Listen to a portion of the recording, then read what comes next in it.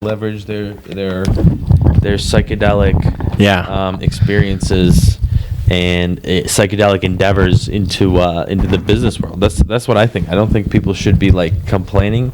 Like there is a room for like complaining about like business and stuff and like. Is your microphone on?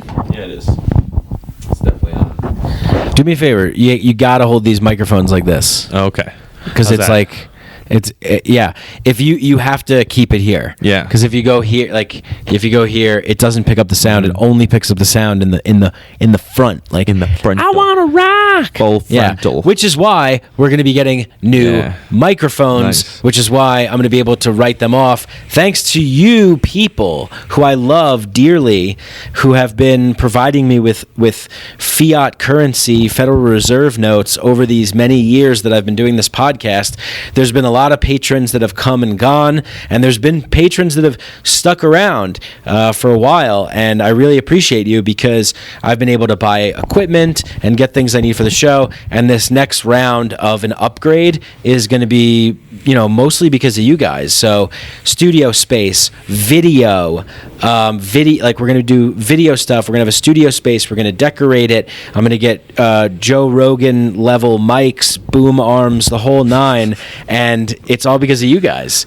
So thank you to all you patrons. And MIKEADELIC is like, incorporated, not really, but incorporated as an LLC now. The MIKEADELIC Corporation? Well, there is I think there's something called the Delic Corp. And what does the Delic Corp engage in?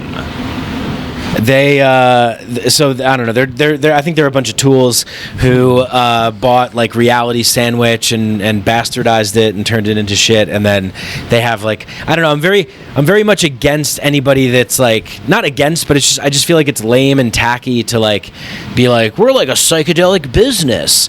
And so that's, just like, I like reluctantly have to join the sort of quote unquote business world just to be an adult, And the show, I've always just viewed this show as fucking fun, and we're having a good time, and we're talking about deep things, and we're getting vulnerable and real, and it's just an experience. And I don't want to think about anything else other than that. But unfortunately, you have to. And there's benefits too. When my financial advisor explained to me that I could be getting write-offs and I could be doing things like, I'm like, all right, well, that's going to help. That's going to help me because it's more money in my pocket that I can get, and more advantages I could get for the show, to take the show to the next level. And because of the patrons, like, I'm fucking blown away at some of these patrons out there, like Richard, like Hell, who is my man from Switzerland, who has been was a long time patron of mine. And like, I look at some of these lifetime pledges and they're like $750 or something, or $1,000 over the course of 3 years, and it's like, thank you. Like, that's amazing that you would support this that much. It really, from the bottom of my heart, it means the world to me, and I wouldn't be able to like do this if I didn't have that. And hopefully, because of the faith and the support that you guys have given, it's taken the show to the next level, giving us more confidence to create fun, cool shit like this, and then bring it out to more people. And essentially, you guys are like the producers. These patrons are producers. They're essentially like, I want to like, I'll help pay to get that. I'll help finance that to get it made. I just turned it off. Oh. Yeah. You heard a little bit of that's the heater in the background. It's blasting, so we got to turn the heater off when we come in here. Yeah, he's blasting with the heater. Yo, blasting with the heater. Walking down the Garden Vida. The heater. I feel like that would be like a Jamaican like reggae. Walk. Walk, boy, with the heater. Come with the heater, boy. Come. Yeah, so we can do things like this and feel good about it because of you. Because of you guys. But yeah, I speaking of Joe Rogan, this just came to my mind like as we were recording. I don't know why it came to mind, because I was talking about his equipment or whatever. But I was pretty high the other day, and I was noticing, you know when you notice things when you're high? It's like the world's one way, right? And then you smoke some little green... little grass. You smoke a little grass, and then all of a sudden, woo, things are different. That's my stand-up comedy set from 1980. Isn't it wacky, folks? I mean, that shit was always hacked. Doesn't matter, because Carlin and Lenny Bruce and people were doing real shit. Lenny fucking Bruce, that guy got arrested for cursing on stage as a stand-up comic. So I've always liked people. Wow. Arrested for cursing. Yeah. And then Carlin famously, like, the 7 words you can't say on television: shit, fuck, ass, shit, putt, piss, cocksucker, motherfucker, and tits. And like, he was just the brilliant, like the most brilliant. The brilliant. He was the brilliant, exactly, Matthew, the brilliant. But Rogan, I noticed Rogan has like podcast moves. You know, like I was watching him, like, and I was imagining in my head, like, analyzing him, like, be like, wow, see the way he tilted that mic there, Matt? You see the way that he tilted that mic stand? It just came right down. Yeah, that's right. Perfect acceleration on the mic boom arm, dropped right in front of his mouth. He was able to clearly explain exactly what he was saying, and he asked a really good follow-up question there too. It's like, yeah, and notice how his guest pivoted in the chair. Phenomenal response by Rogan to turn that 3 inches on his seat as he said, Jamie, pull that up. You know, it was like It was like a post-game analysis or like in-game, like John Gruden, you know, like one of those like NFL guys. Yeah, that's a tough boy right there. He took a nice whapping around the third. Odell Beckham Jr.'s a hell of a receiver. Let me tell you, this guy trains harder than anybody I've seen in my entire life. You know, he's up at practice every day, just giving it all he's got. Anyway, so I noticed that with Rogan, he has like these moves, like he moved like the mic. He has like a mic tap, or not a mic tap, a boom arm mic stand tap. Like he like taps it in, and he like turns around, and then he like taps it back, and then he like pulls it down, and it's like he's got his the amount of hours of podcasting that this guy has done. He is literally a professional in all aspects of the game.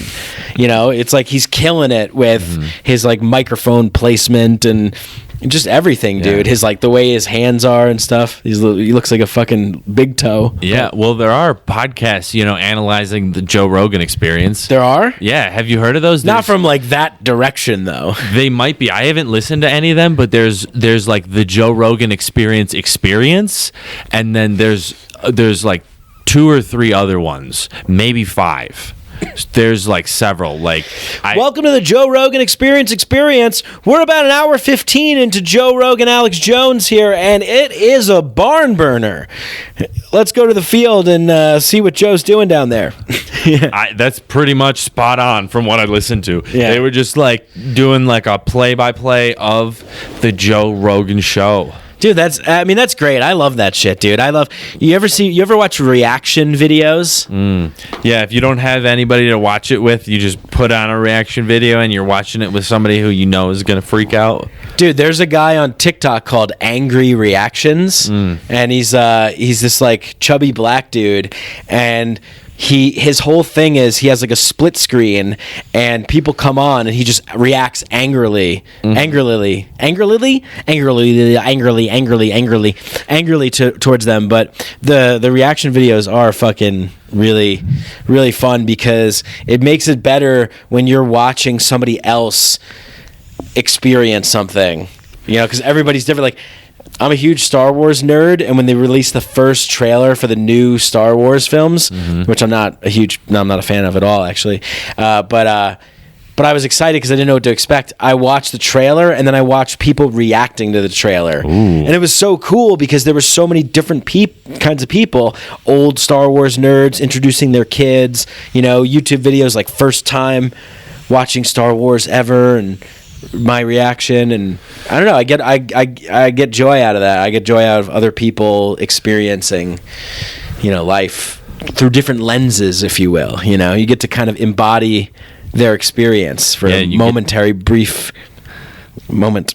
Yeah, you get to like live vicariously. Yeah, you get to like, and sometimes people like wish they could like react like those people do, you know? They kind of wish they could just like rage at somebody, but they're like too polite.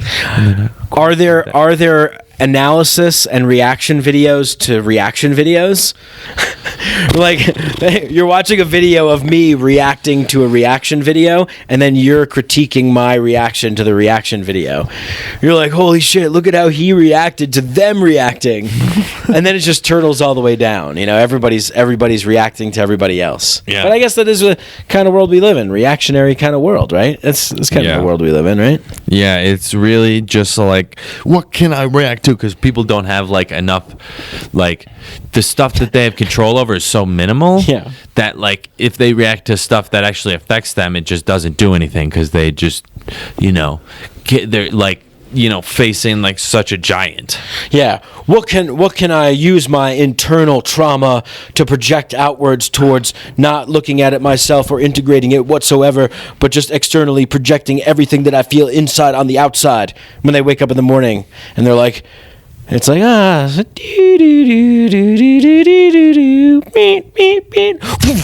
what can I react to today? What can I project onto other people as my internal emotions are tearing me apart inside, but I don't know how to deal with them because I'm not capable of asking questions and looking at myself in an introspective way. So I'm just going to yell at other people. I need something to react to today. Who's got something for me to react to? Yeah, they're just walking around with it all pent up, like ready to pop off whenever somebody does something. It's like the dude at the bar that like you walk by and you bump shoulders and he's like, what the fuck did you say?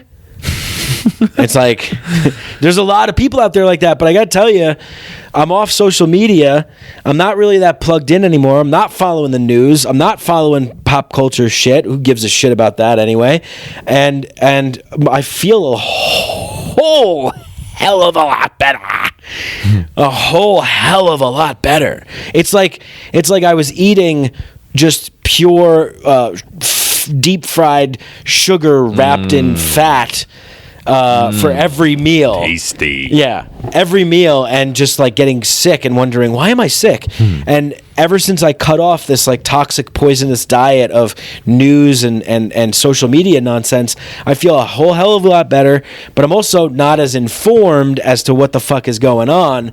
But I will tell you that Clubhouse, I did my first Clubhouse room as a speaker today, and it was cool.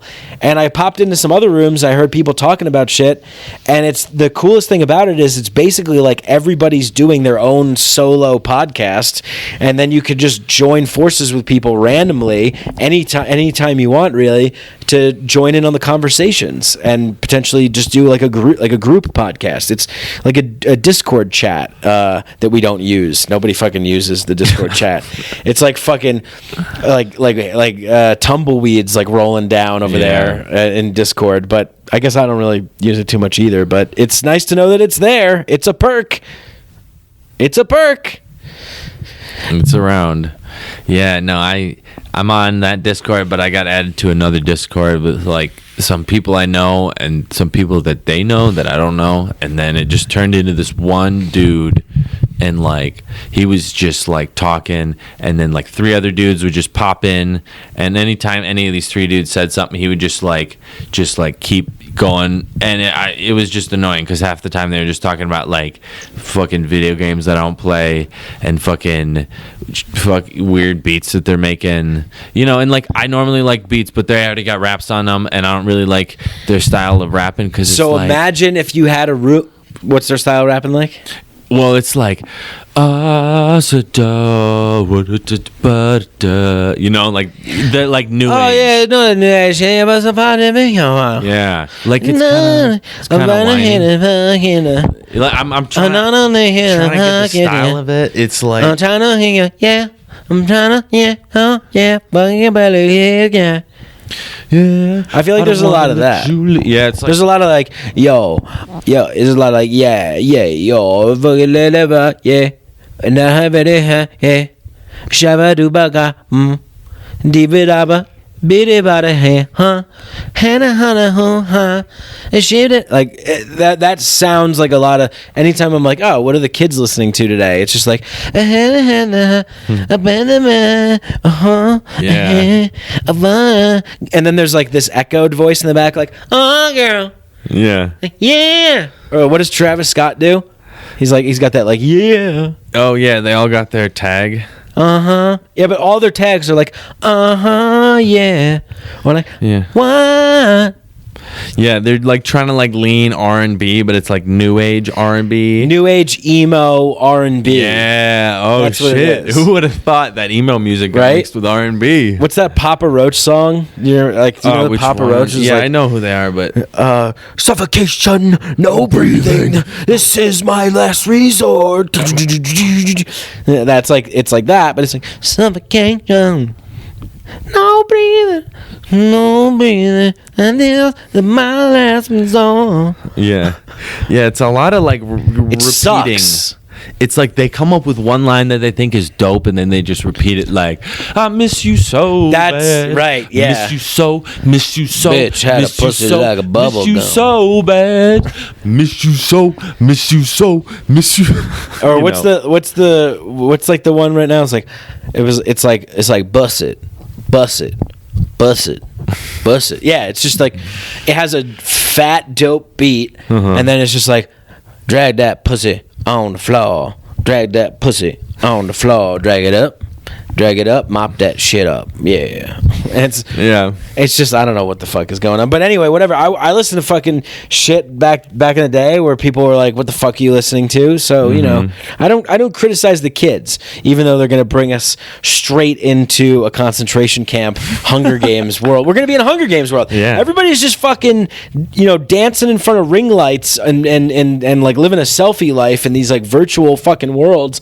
I actually went out to a concert on Saturday night, if you can call it that. I mean, it's like it was like so fucking surreal. We saw this group, Desert Dwellers. They're tribal bass, you know, kind of, you know, like electronic kind of music DJs, and we went to Cervantes, which Masterpiece Theater, which is a great place, which I've been many times, and it's awesome because it's fucking packed, and you can't move, and you're sweating, and there's just hot women everywhere, and you're you know, listening to amazing music, and there's lights, and people are getting sweaty and dancing and breaking, you know, acting a fool. There's an outside area. You go to the outside area. Everybody out there is, you know, you're tripping on acid, and you're fucking, you know, someone rolls a blunt and they're like, oh, you want to smoke this blunt? It's just like a party atmosphere. This, not so much. Not so much at all. No? It felt like it felt like the musical performance at a TED Talk. Like, it's like, I've been to TEDx talks, and it's like, How much did that cost? I don't know. I went for free. My friends were speaking at them, but it's like a cordial like atmosphere of people, and you could watch on YouTube. You could watch musical performances at TED Talks. I watched Porenge, who's this like amazing tribal DJ, shaman type guy who made an album called Ayahuasca, and he has a didgeridoo and drums and guitar. He loops everything, and he uses his voice. He's incredible. He's amazing to watch. I saw him live at the Boulder Theater, but he did a TED Talk. And it's like, I was watching the video of it, and the people in the audience are just like, that's interesting. But like, when you see him live, it's like you're partying in Zion in the Matrix. You're like getting down and dirty. You're getting sweaty. You're like, people are getting freaky, you know? And this was like, oh, wow. Like, it's like, oh, here's a little culture for you rich aristocrats. We have for you live musical entertainment. And people are just like, oh, wow, that was very nice, very nice. Well done. And that's how it felt at this fucking place, because it was indoors, socially distanced. You had to reserve, get a table. They when you walk in, it's like they give you like a lecture. Like it's like we're a SWAT team that's like getting ready to like bust some criminals in a bank or something. Like there's like a drill sergeant that's giving us orders. He's like, here's what you're gonna do. You're gonna come in. You're gonna use the sanitizer. After using the sanitizer, you're gonna put the mask. You're gonna make sure your mask is on your face. You're gonna stay 6 feet apart. You're gonna go into your closed section. There's you can order drinks, but you need to do it from the app. You'll text us a number. Do you understand? I said, do you understand, soldier? Then they shave your head, and then they push you into the fucking line, and you go. They throw that powder on you and hose you down, and then you get to go upstairs.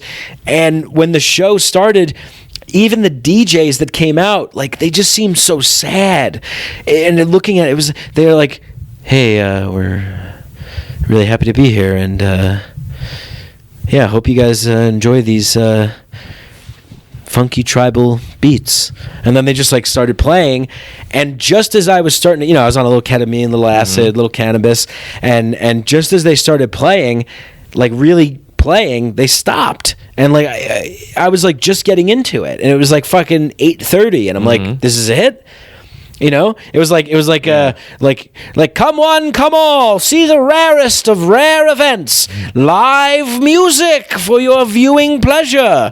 And then you just like pop a quarter in, and like the wall like moves up, and it's like, and they're like, and then it's like, and you're like, oh no, it's gone. Like one of those like quarter Nickelodeon fucking viewing machines that like pops up.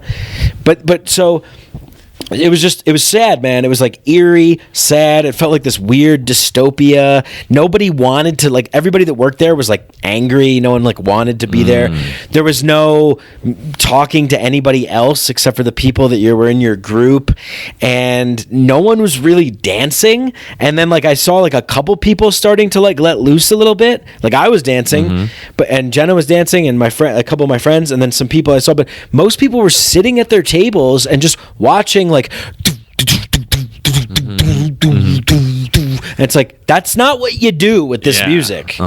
You move, you move your body. But I felt like that everybody just had their souls like Shang Tsung'd out of their fucking bodies. Mortal Kombat just sucked their souls out of their bodies. Everyone looked like these sad, empty vessels of like wearing this human costume to like go out. When I was like joking before the show, we were standing in line and it was snowing outside, and I'm like, I haven't done this in fucking forever. When was the last time you stood in line to get into a show? A year ago. Exactly. So I was like, I would fucking pay just for this experience.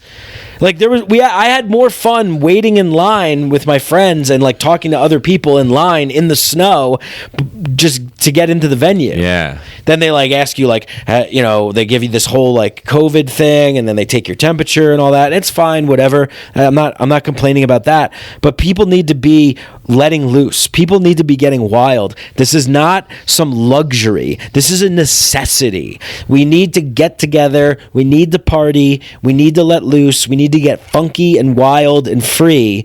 And I felt like there was this deep, profound sadness that I felt in the room. No one was excited. No one was like happy. No one was moving. No one was shaking. No one was yelling. And it's like the DJs, like it was like the military was like behind the stage, like on the curtains, like with like rifles pointed at them, like, you got 5 seconds to end this show, brother, or we're gonna pop you hot full of lead and send you back to Amsterdam. And then like they close the show, and they're like they like walk off the stage, and they just like immediately like inject them with a needle, and they pass out, and they're like, all right, where to next? They're like, we're doing a socially distant show in Boulder, throw them in the van. And they're like, like the military's just driving around with like musicians that they're like, it's like MK Ultra slaves that they're putting out there, and be like, all right, you're giving the people 1 hour of music, and then you're coming back, and no funny business. And they just have like guns pointed at their heads the whole show.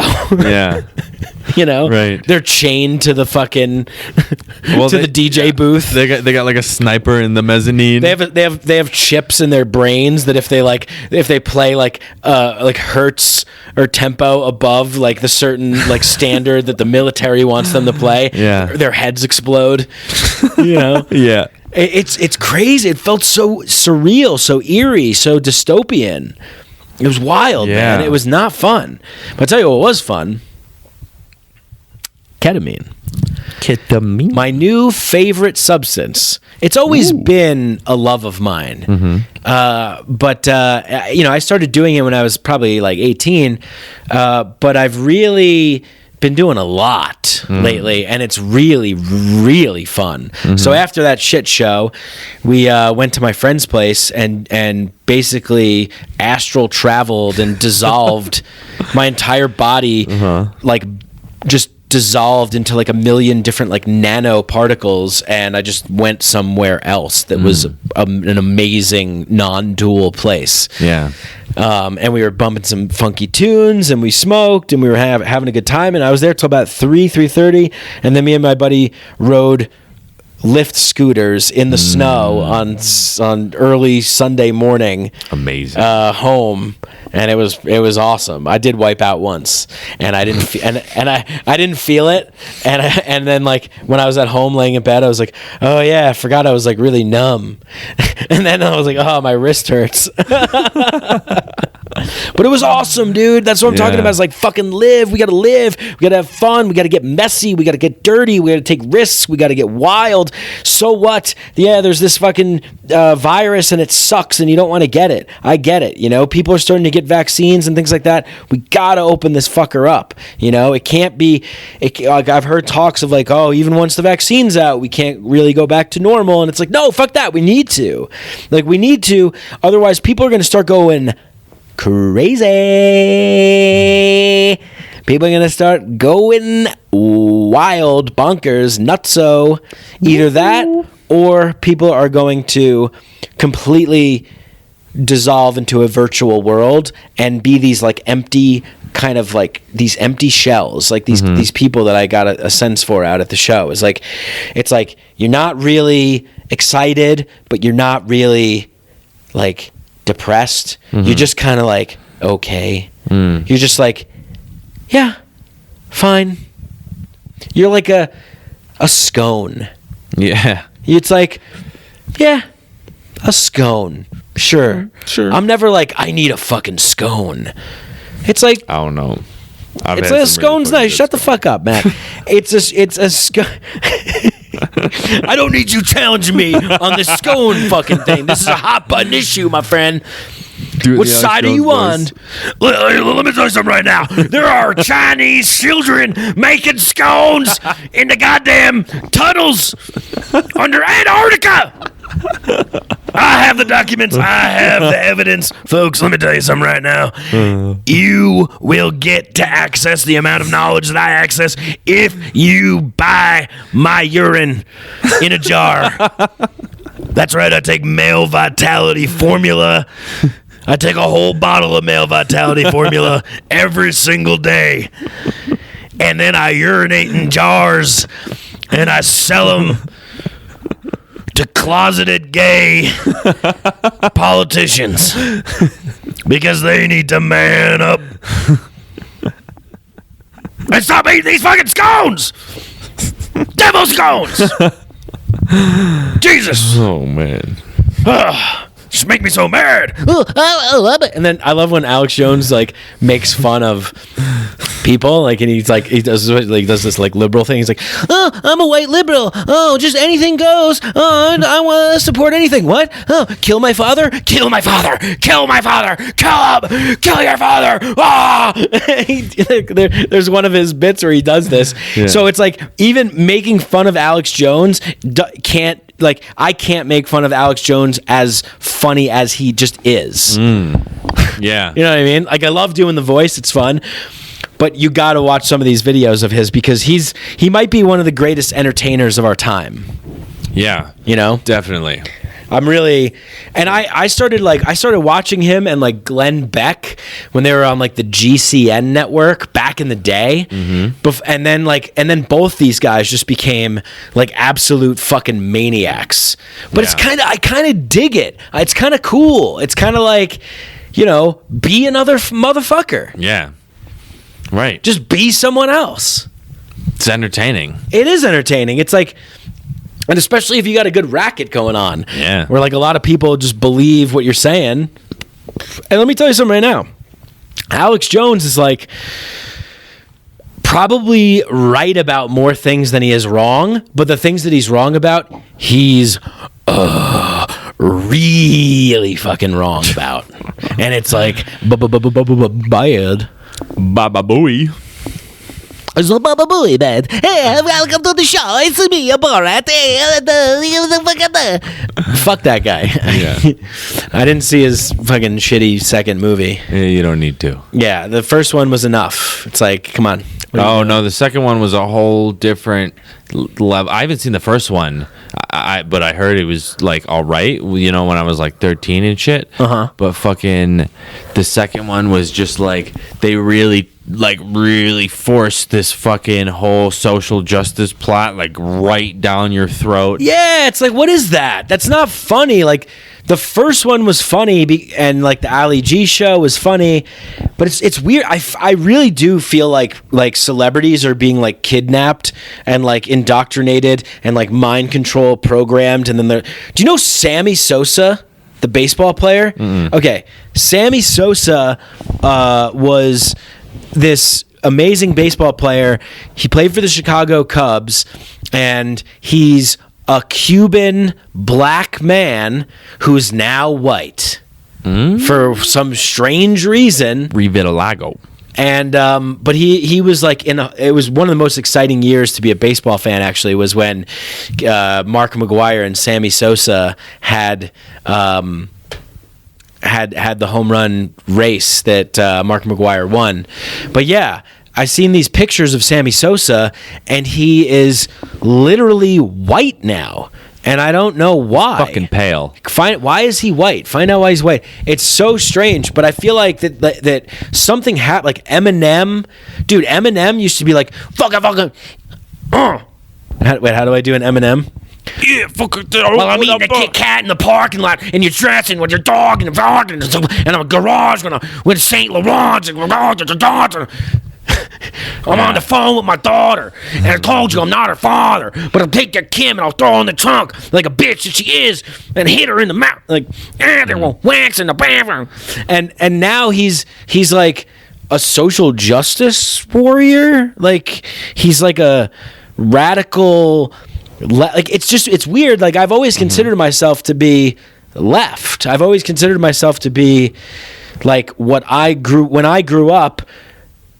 The people on the left were like anti-war, pro-drugs. Like, it was just, they were like liberal. Like, liberal means like you're chill, you're relaxed, you're like laissez-faire, easygoing, open. And now liberals are like conservatives.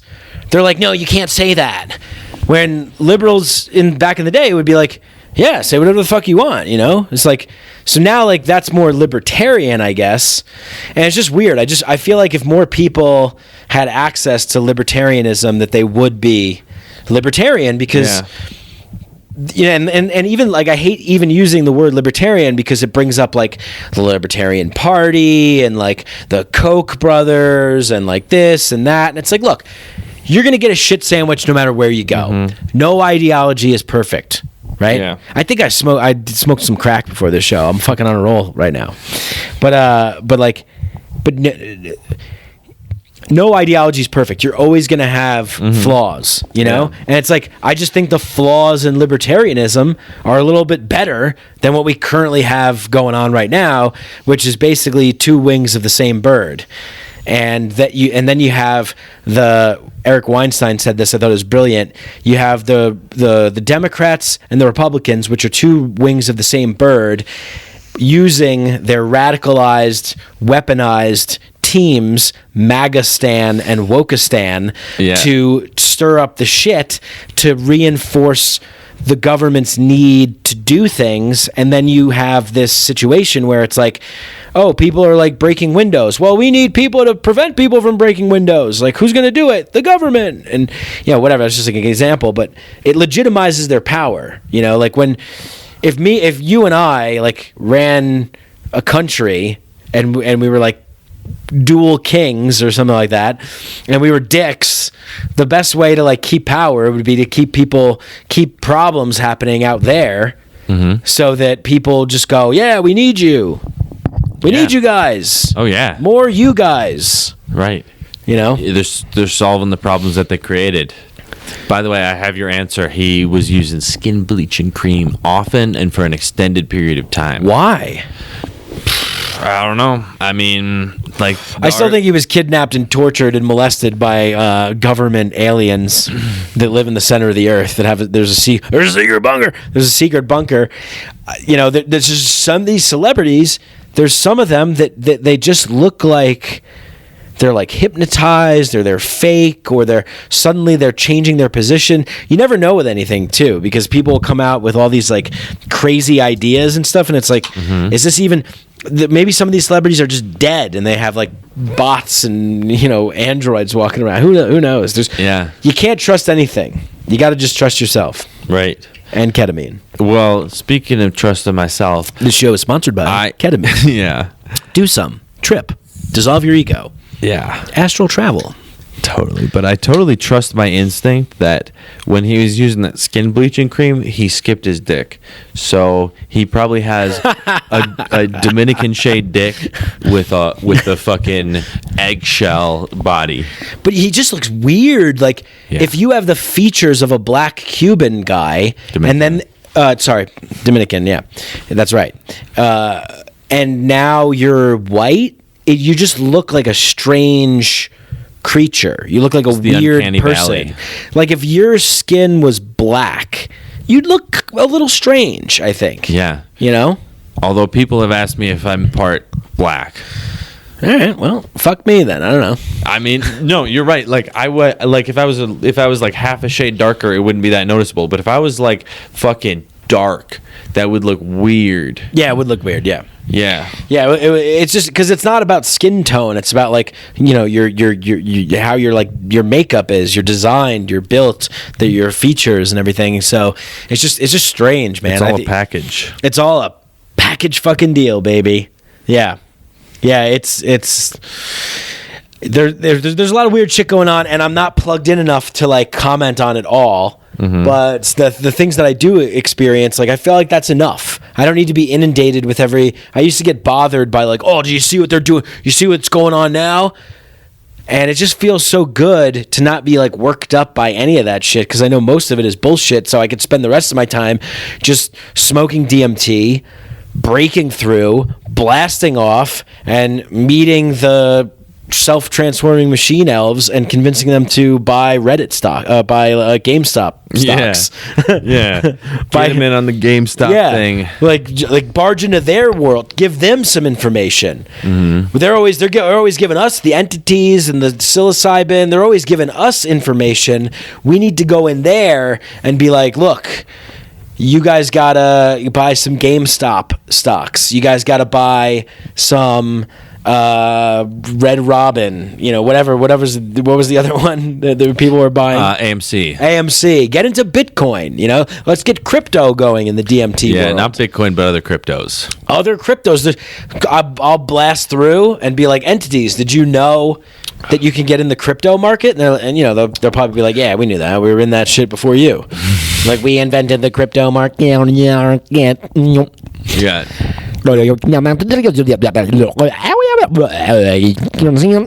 like, oh, okay. Is that what DMT's like? Oh, you've never smoked it? I've smoked it, but I've never blasted off, Yeah, well, that I feel that in any like tryptamine space. Like I get a lot of familiarity. And same thing with ketamine too. At high dosages, I feel like I'm in a DMT-esque world. Especially this last one, I fucking just... I mean, it was such a euphoric, transcendent experience. Like it's hard to put into words. It really is hard to put into words. But I was like molding into like all of these shapes and colors, and the sound was like making me move in different ways. But I wasn't here. I was completely out of my body, just something. And then I was like moving my hands in certain ways and making noises, like certain sounds, and it was fascinating. This show Raised by Wolves on HBO was on my mind because it's about androids that there's a war on Earth, and they have to leave Earth, and it's a religious war, and the people that start the religious war destroy the Earth. So these androids are sent to Kepler 22b with 6 frozen embryos to raise a new human civilization, and it's a white woman called Mother and a black man called Father, and that's their names, Mother and 6? Father. Yeah, 6 human embryos that they then hatch when they get there. You need more than 6. But yeah, I know. But that's You what need they 30. had. Yeah, I mean, I would say probably just put everybody on there, but I guess a lot of people were dying on Earth.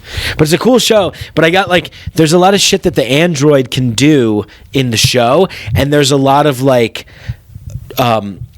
undertone of android, human, android, computer, robot, AI, creatures, animals. What's the difference? And they like really explore that in the show, and it's really, really good.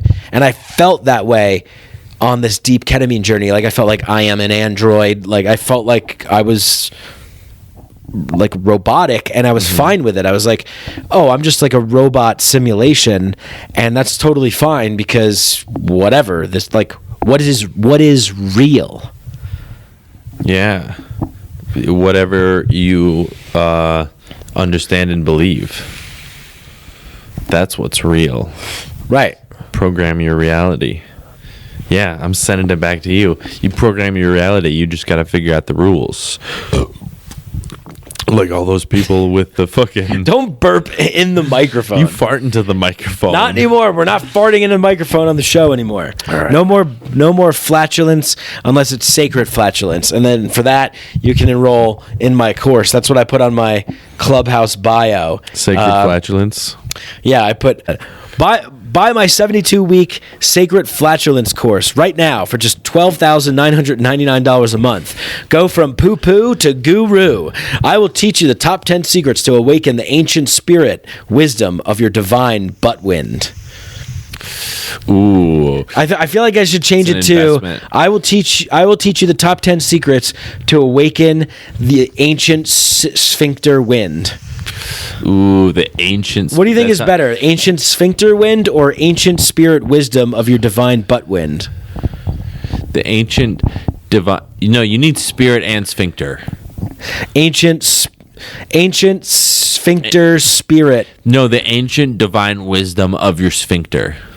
The ancient divine wisdom of your sphincter wind? Of your sacred sphincter wind, yeah. I was trying to think of a word for wind that starts with an S. You know, because it's like sacred farting essentially. But I think it's funnier. Is sacred farting funnier or is sacred flatulence funnier? I think sacred flatulence is funnier because it's like... Trying to dress it up. Well, yeah, it's like a parody of people who would like actually like do that, you know, because there are all types of like woo-woo people who make all these products. That's what I'm saying. We need to get in that game, man. Dude, Let's start hosting sacred flatulence retreats. Yeah, dude. There's this one woman. Very who has good a one, company Tammy. around- Breathe into it. Breathe into it. Breathe into it. Activate your sphincter chakra.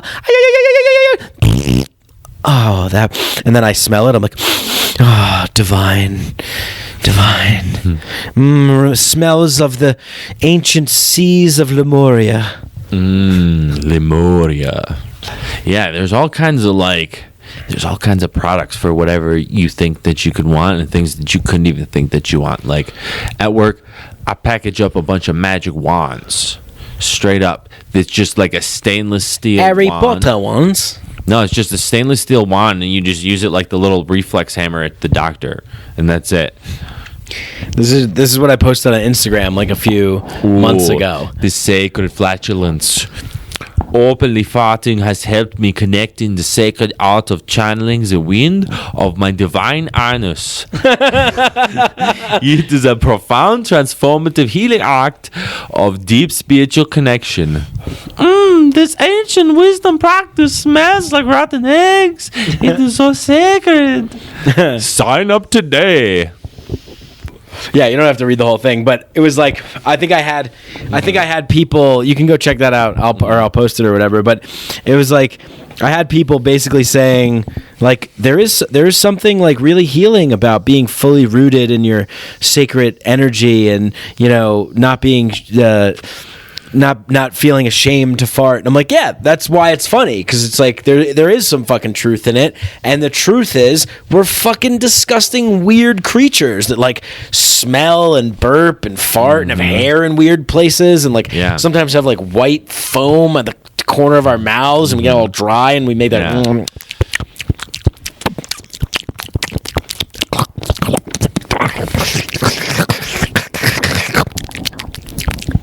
Yeah, but we're trying to make it all like shiny and nice and neat, and we're cutting off, hair and little pieces of your penis. Little pieces of your penis, yeah. Cutting off your balls and tucking them in your asshole. Oh, they don't do that. All right, well, I do.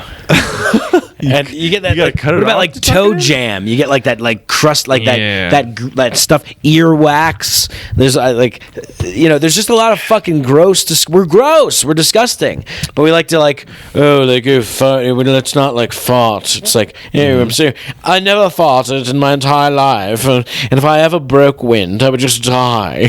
Right, Chester? Oh, of course, I could not let my wind release.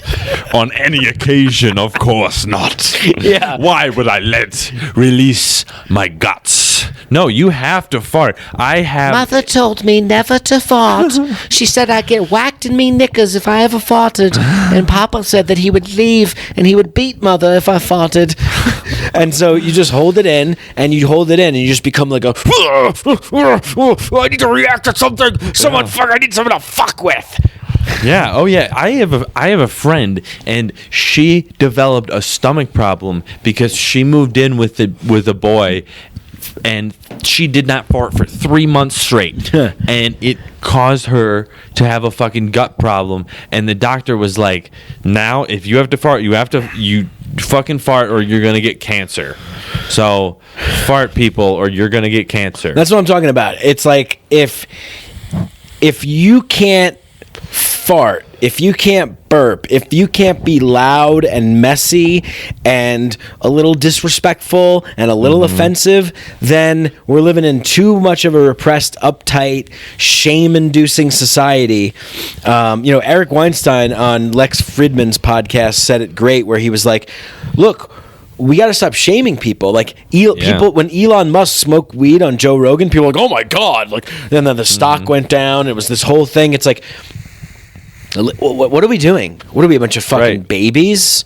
Let the fucking guy, he's an adult. Let him do what he wants. Like, we have this like shame and taboo around sex, sexuality, porn, relationships, monogamy, all these like things, drug use, and there's even like psychedelic, like bastards that have this like narcissistic holier than thou hierarchy, psychedelic elitists, if you will. Like, oh, I only consume plant medicine. Thank you, plant medicine. Thank you, plant medicine. Thank you so much, Mother Ayahuasca. You're like my bestie. And it's like, yeah, great, but like there's also benefit and value in really, really, really good cocaine and really, really, really good heroin. Just like Dr. Carl Hart has reignited this conversation and reinvigorated my spirit for coming out of the closet with your drug use and talking about what you do.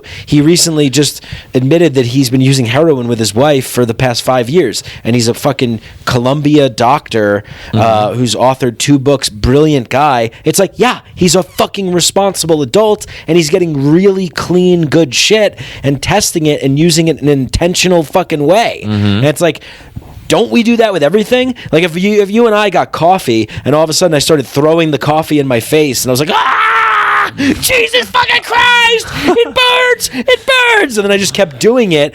We wouldn't be like, oh man, coffee's fucking dangerous, dude. Did you hear what happened to Mike, man? We got to ban coffee. Like, we got to make laws for coffee. We cannot have people being subject to coffee violence. There's like gang shooting because coffee's banned now, so you have to like people are going to get coffee from like fucking dealers on the streets, and there's like gang violence and Uzis being fired everywhere. That's what fucking it's because I'm an idiot. It's because I threw the coffee in my fucking face. Yeah. And it's like, yeah, like if anything can be used in a shitty way. So, like this whole fucking shame, like being repressed, not feeling free, not feeling like we could be truly fucking human, fallible human beings. We're not perfect. We don't know what the fuck we're doing. We don't know where we're going. We don't know shit. But we're all walking around pretending like, oh yeah, I'm a sane person. I have my shit together. Yep. And then like we go home and we're like, Jesus fucking Christ. It's like, we need room to integrate that so it's not this like push and then like massive response, like this push it down and then it's like this like explosion, which is why kids fucking binge drink and treat people shitty and start fights and do steroids when they're 16 and all that kind of shit. Yeah, it's totally subjective what we think is gross. Like that whole thing you were saying about like farts being gross, like it's just a part of how our biology works. I like this. Yeah. Tangerine to go with the tangerines. Yeah, it's drinking a hazy tangerine IPA. It's great. Yeah, I was wondering why the labels were upside down, even though I was looking for a stuff. Oh no! Oh, it's a psychedelic podcast. Why are we drinking alcohol? Don't bring the demon alcohol into the psychedelic world. It's the demon. It's the devil. Yeah. It's like, yeah, it's a fucking like I'm having a fucking beer. Having a fuck you, bro. Anyway, you were saying. Get on me. Cheers. Yeah, so I was saying, like, why do we decide what stuff is gross? Like sure, like some of this stuff is like kind of gross naturally in our biology because we know that it'll get us sick. Like, we're naturally inclined not to be around like shit because it could get us sick or like phlegm. But still, like, it's not gross because it's just how like your body works and it gets rid of the stuff that it doesn't need and it just pushes exactly. it out. Like if you go out to eat and you have a good meal and you don't tip your waitress and they get angry at you and they're like, why did you not tip me? And then you spit right in their face, they should be like, oh, thanks, I appreciate that. Like, I thank you for the bodily exchange of fluids. That's what I wanted. I wanted you to hock a fucking nasty, scummy loogie right in my face, and then they eat it up. That's the tip. And they're like, thanks. And they're excited about it because they want to get dirty. I feel like this is what's going to happen. We're going to live in a world where you're going to go to places to experience certain things. So like if you wanted to be in like a crowded bar, because like bars won't be full capacity anymore, you'll go to a place that'll make it feel like you're in a crowded bar. They'll have like mannequins and like people like, dude, what's up? Like, yo, excuse me, oh my god, like, oh, it's my favorite song, and like just like like it'll have like ambient music of like what a bar would be like, like someone like, oh dude, like, can I get another Jaeger? And it's like 2 beers here, and like and then you're walking through this like little like basically fun house. Yeah. We're gonna have like all these like fun house experiences where you can go to like see what it feels like for someone to like spit in your face or like get into a fight, like or hit on a girl in real life. In real life, yeah. Ever step in a puddle as you were running to the bus? Like, I guess people still do that, but like you catch my drift. Yeah. People are just not experiencing real life and they're staying seated in their seats because they're afraid. Well, I think, I mean, like, it is weird because we don't know what to do. It's like, okay, like, is this like a deadly virus? Like, is it bad? Like, is it, but it doesn't even matter anymore because we've been so conditioned to just be like, yeah, like the new normal is like you just wear a mask everywhere and you try and stay away from people and you don't really, it's like, but it's like, we're just gonna die. Like, we're not gonna, it's basically pushing people into the virtual space, which is where, that's why I was like joking about like going to the DMT realm and convincing the entities to buy Bitcoin, because it's like, that's what we're gonna be, they're convincing us to go into the virtual space and live there. And it's like, yeah, but it's not good for us. Like we relocated, we like slaughtered the Native Americans and then they relocated them to Oklahoma. And now we're all getting, and then the slaves and the the Japanese internment camps and all this stuff. And now everybody in the world is getting the proverbial push the proverbial genocide into the virtual world. Yeah. So we're being relocated into the virtual world. You live there, and you're gonna like it. You're gonna live there, and you're gonna like it. And people are gonna be like, it's fine, right? Mm-hmm. It's fine. Hours of content, connect with your friends, Zoom, Clubhouse, podcasts, Twitch, gaming, streaming, all this kind of stuff. And then occasionally you go out, and when you go out into the real world, it's like going to a museum.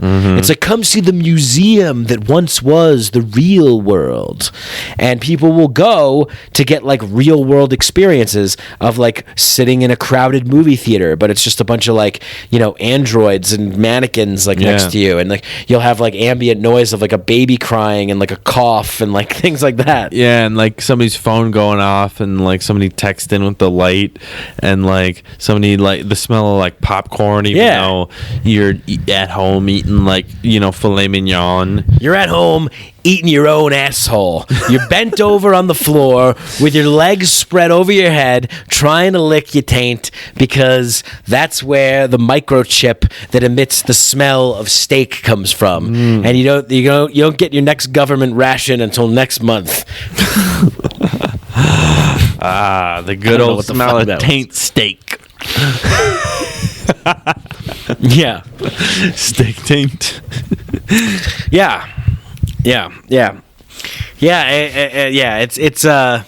It's really fucking weird, man. It's like really fucking weird. Like, I was just thinking about this. I'm like, what has my like life become? It's cool. Don't get me wrong.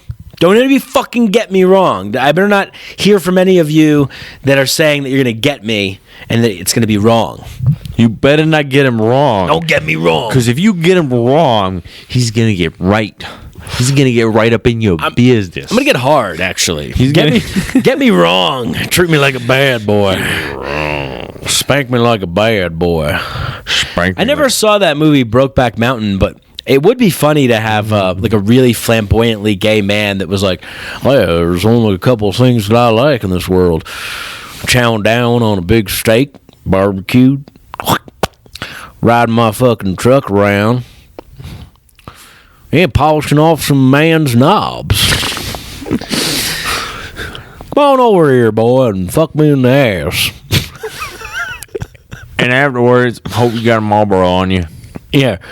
Well, like, I don't know. Isn't it? Do you find that to be the case? Like, I think there's a stereotypical, which is obviously not accurate, not correct, and it makes me mad actually every time there's the stereotypical people. Stereotypical, gay best friend for like the hip, cool girls and white girls, and like, but like the stereotypical like fat guy, the stereotypical guy with a beard and glasses. There's people. It's just easy for us to just be like, oh, like they're all the same or whatever. But there is this stereotypical like, I'm fucking gay, like that's the voice that everybody does, and then there's also there's stereotypical voices for everything. But I do still find it funny if there was just like this grizzled like manly, I've just been out in the sun working with cutting down them trees or logs over there, and never know when a fire might come in, so you gotta be extra prepared. Gonna settle down and polish my rifle as I get fucked in the ass. Are you polishing your rifle while you're doing it? But I love that there's definitely people out there like that, and it's like awesome. Like we need more diversity is what I'm saying. Yeah. We can't be pigeonholing people and stereotyping people to fit one dimension because no one's one dimension. You're not fucking one dimension.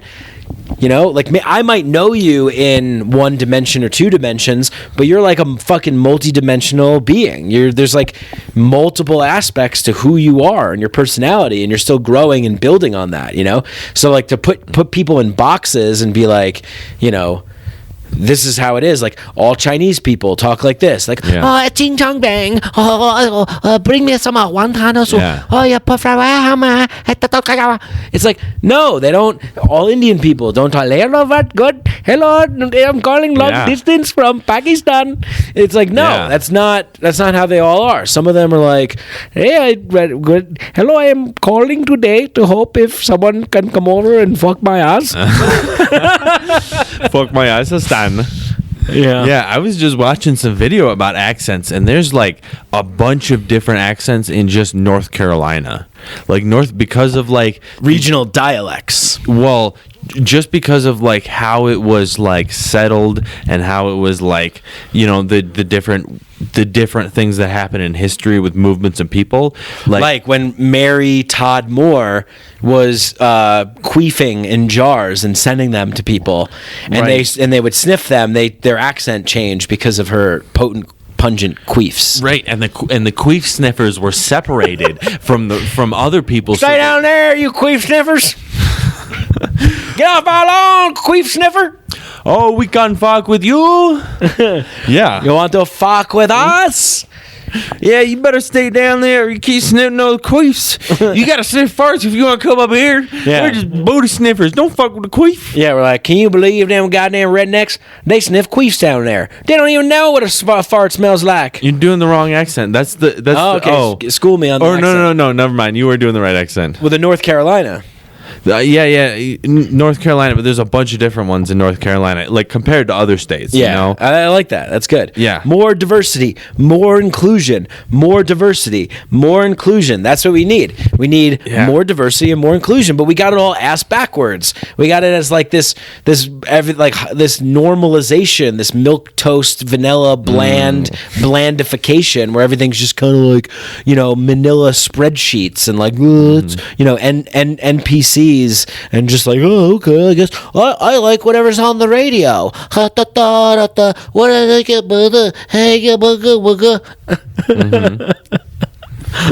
Yeah, it's like I really can't stand people who just listen to the top 40. Like that's such a. They should be executed. Or they should just. We should throw them into a pit of cactuses. What about re-education camps? No, I want to start mass murdering people. I think it would be great. I think it would do a great job. I would just sit on a chair and people would come into a room. I'd be like, what do you do? And like, I lip sync and I make dances on TikTok and I just go and I lip sync other people's songs. And I'd be like, okay, just walk into the spike pit. And they'll be like, oh, please, can I stay? I'd be like, all right, if you can TikTok your death as you walk to the spike pit. And then like someone will come up and be like, yeah, I'm a nuclear physicist engineer and I've been working on this propulsion system, trying to reverse engineer alien technology. No one will believe me. And I'll be like, you, sir, are getting a grant. Here you go. Right in. Get on that. You know?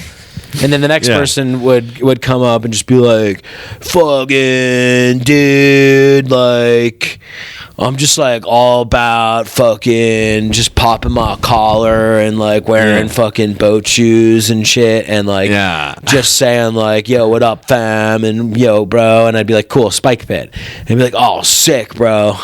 That's like warrior shit right there. I'll take those spikes, dog. But anyway, so like, you know. Yeah. Sometimes you get a genocide. Sometimes we also need people who do that fucked up shit. Because I was just pulling up one thing that I really enjoy. It's this guy called Badlands Chugs. And like he's fucking stupid, and like based on your system, he'd probably get the spike pit. Before we get into Badlands Chugs, I just have to say, so I mentioned that I use Clubhouse for the first time tonight, and Bill Gates is on Clubhouse in a room with, it's 8,000 people you could have in a room maximum, but I just imagine that like somebody told Bill Gates like, you should go on Clubhouse, talk to the youth, talk to the kids, and he's like, don't worry, everything's okay. See, I'm investing, my team is investing in certain projects that we're working on to roll out the vaccine, and then I'm also getting involved in farming projects, and we're going to inject things into chemicals into food, and I'm basically going to control your life, but I'm here to be like, I'm cool because I'm on Clubhouse. And people are like, hell yeah, how can we invest? Like, how can we be like you? You know, fucking Bill Gates, man, oh, sick, bro. Like, Bill Gates is a bro, dude. He's on Clubhouse. He's chilling. He's like hip and with it, man. And he's like, yeah, I'm literally going to enslave everyone on this planet. I'm a reptile from Zeta Reticula, and my species was defeated in the Great Wars 65 million years ago, and I'm here for revenge. And you're all my slaves, and there's going to be nanobots in my vaccines, and we're going to be able to control you, and we'll just be able to turn off your brain and kill you at any second. And people will be like, oh, dude, that's sick tech, bro. Yo, how do I invest in that? Can I get in crypto and invest in that? Yeah. Everybody's a fucking angel investor, VC, hedge fund. Like, I don't even know what these titles are of people. Like, I popped into some of these chats because comedian Tim Dillon was talking about it, and that's where he goes on. And I guess his friends with these, so I popped in to listen to him, but he wasn't really talking that much. It was all these people that are like early stage investors, VC founders, partners, advisory board, consultant people, and they're all like the new emerging, basically the new emerging power elite, which is the Silicon Valley tech billionaire, fucking crypto millionaire type of like people, and they're just still in this like mindset of like money and investing and like this whole thing. And so I put on my profile that I'm a life coach for self-transforming machine elves. I'm an astral stage macrodosing VC. Venture capitalist. Ooh. I'm a quantum realm angel investor. Oh. Multidimensional crypto trader. Alien cyborg shaman healer guru hologram. 7D consciousness ascension consultant. And I'm on the advisory board for the Galactic Lightworker Federations of the Yo-Yo Yoni Sisterhood. I'm also a deep fake truther and an innerverse outfluencer. And I'm just like, it's like, because everybody's bio on Clubhouse is like similar to that. Yeah. Like angel investor, VC, like early stage green, B corporation funding, fucking, NGO fucking thing. It's just like, What are you all doing? I don't know what people fucking are doing. Like, people are just, everybody's about like, how can we like profit? How can we get more followers? How can we get more likes? How can we get more money? And of course they all have like their products and services or whatever. And it's like, yeah, this is like I always talk about it like this, like this notion of progress is fucked. It's backwards because we have perverse incentive structures. Daniel Schmachtenberger says this: perverse incentive structures that have rivalrous games mixed with exponential tech. Ooh. So when you have rivalrous games mixed with exponential tech, you have a self-terminating civilization. We're going to destroy ourselves. We can't sustain this, So we have to figure something else out. And everybody is so. I forgot where I was going with this. What the fuck was I talking about? You were. Oh fuck! That's such a far tangent. You were talking about before that. The rivalrous game, self-terminating civilization. Oh yeah, progress. We're on this course. Like what I'm saying, the point that I'm trying to make here is, we don't want to live in a world where you're psyched because you don't have to leave your desk and you have an Amazon injection drone that comes and just injects a needle of like nutrients into your nutrients with like serotonin and dopamine into your neck, and you just go, oh yeah, sustenance, I'm good, sick, I can like just keep crushing my work and crushing video games and like doing whatever I want. Like, it's like, no, we want to live in a world where there's actually more freedom and less work and less hustle and less grind and more enjoyment and play and silliness and weirdness and carnal desires and primalness and connecting with nature. It's like, we're not trying to build a better world so we can have a more efficient lunch so we can work longer hours. That sounds like a fucking dystopian hellhole nightmare that I feel like most people are like, bring it on, because they're so brainwashed and conditioned to be running on this treadmill, and they never break out and see anything from a different bird's eye view. Yeah, but we need some work. We need some struggle to appreciate like the we need to some like kind of like toil to appreciate the orgies. But what if your toil was you get to spend time creating and designing and making whatever the fuck it is that you enjoy doing, whether it's like, you're like everybody in a tribal village was an artist, a songwriter, a dancer, a cook, a hunter. Like, we can be all of these things. We don't need to be compartmentalized and be like one thing, and then you just get your thing. Like, I don't know anything about a car. I don't know anything about a house. I don't know how to do shit because I lived in New York City for 10 years, and I don't know how to do any of these things. So if there's a problem, I have to like get someone else or look it up or something. But there was a time where people had more time on their hands to do things like that. So what would you do with your time? You would like tend to your home. You would grow food in a garden. You would, play a musical instrument. You do whatever the fuck it is. And we'd live in a world that would value that kind of stuff. So we would support each other. Kids would go to school and it would be like, yeah, do it. Like, what are you interested in doing? And we would just, whatever they're interested in doing, we would just make those. It wouldn't be like, oh, there's no jobs for those. It would be like, no, the jobs for those would get created because we change what we value as a society. We shift the value from like business and money and hoarding and like hyper individualistic capitalism to like community-based living, empathy, compassion, curiosity, respect, direct experience, fun, enjoyment, creativity. Like you could be working at like I work at the mushroom house, and it's like a mushroom palace, and it's a place where people can come and take mushrooms, and has like everything that you could imagine that you would want when you were on mushrooms. Or like I work at the fucking bouncy ball lab where people come and just bounce on balls all day because that's what it's like, oh man, tough day at the office. I bounced for like 3 hours. It was fun as fuck.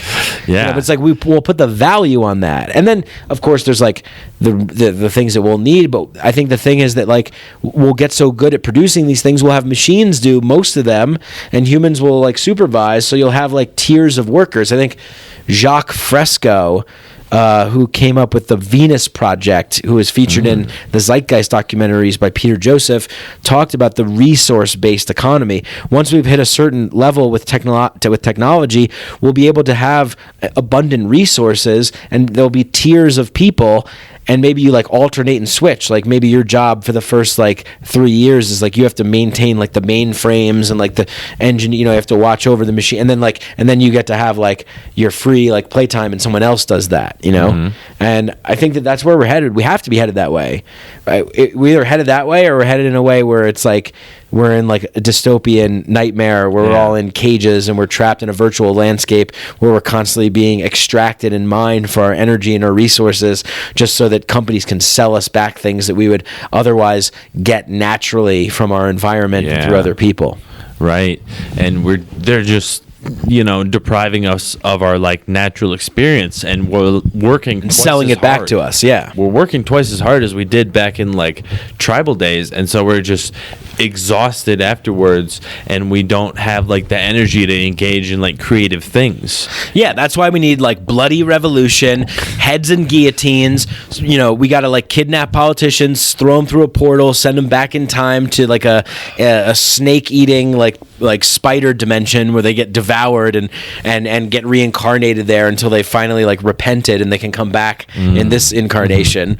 It's like we can't just be like, oh yeah, like it is the way it is. Like, what are you gonna do? It's like we gotta figure fucking something out. Yeah, we gotta figure out a better way to have people like existing so that they're living with each other instead of away from each other. Like, I'm so anti-suburbs just because it's creating this whole environment where you're like in this big house and you've got this like space between the houses, and it's like meant so that you don't interact with each other. You could just walk around a suburb and not see anybody. It's crazy. Yeah, it's crazy. It's the loneliness of the suburbs. Alan Watts has a great video about this where he's like, why is it that in our so-called modern society, people's idea of recreation and having fun is coming home and staring at a flickering screen. And all you see are these boxes in a line, in a row, down every aisle of every street with flickering lights coming in. And he's like, you would think in a robust, rich, intelligent society such as ours that we would have fanciful banquets and orgies and parties. And it's like, yeah, like we need that. We need that shit. Otherwise, we're just not human anymore. We're gonna be like these empty vessels. You know, it's sad. It's really sad.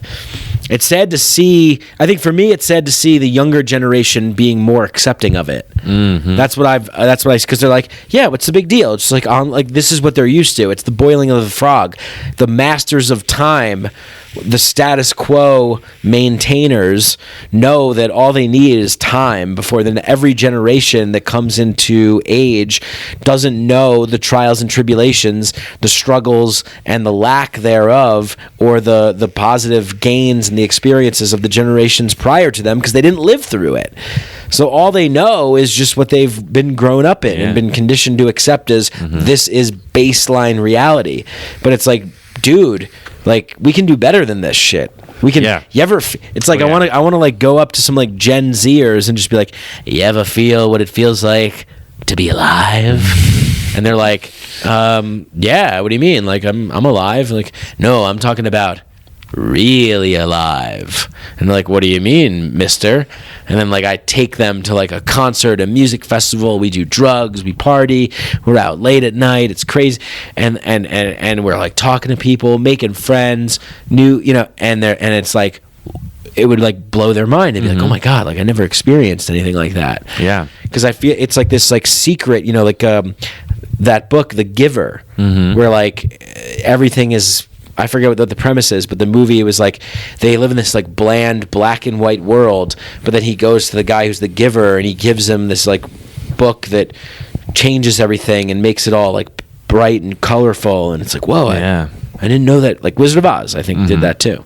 Yeah. Oh, yeah. They like give them the knowledge. Yeah. But like, yeah, it's like this whole fear generation because they like grew up like post 9/11 and they like grew up through like the 2008 crash thing where like, you know, the whole world went fucking weird. So they're like just living through all this like uncertainty and this like shit going weird, and they're like, oh, maybe I shouldn't do any drugs. You know, I'll just like fucking vape a little bit, you know, and I'm not gonna fucking like go outside because there's like people that are trying to kidnap me, and I'm not gonna fucking like talk to people because they're gonna like manipulate me and give me a pyramid scheme, and like they're just afraid of all these like things that like happen to some people, but like it's just not the majority of cases. Like there's so many great experiences out there that they're just like passing up on out of like fear of like the occasional bad experience. But like sure, some experiences are terrible, but some experiences are bad to a certain degree where it like makes you better. Yeah, and it's like I think there's something about like I rode the scooters in the snow the other night and like took a spill on the ice and like whatever. It was like there's something fun about that. It was exhilarating. I felt alive. Yeah. I felt like I was like really living in life, participating in life, not just like observing it or like moving through it or passing by it, but like really fucking being a part of it. And you know, that's just like, it's an experience that you don't know that you need until you have it, and then you realize like, oh my god, I feel so alive. Like how was I ever living without this before? Yeah. But what did you said something about not like 9/11 or something? Yeah, like a lot of, you know, all the people in Gen Z like were really young when 9/11 happened or not even born. Right. And it like left an imprint, and then there was like the 2008 thing. They grew up with that knowledge of the world being that way. When I grew up in the 90s, we were in like a utopia. Yeah. Like there was nothing wrong. It was like a beautiful paradise,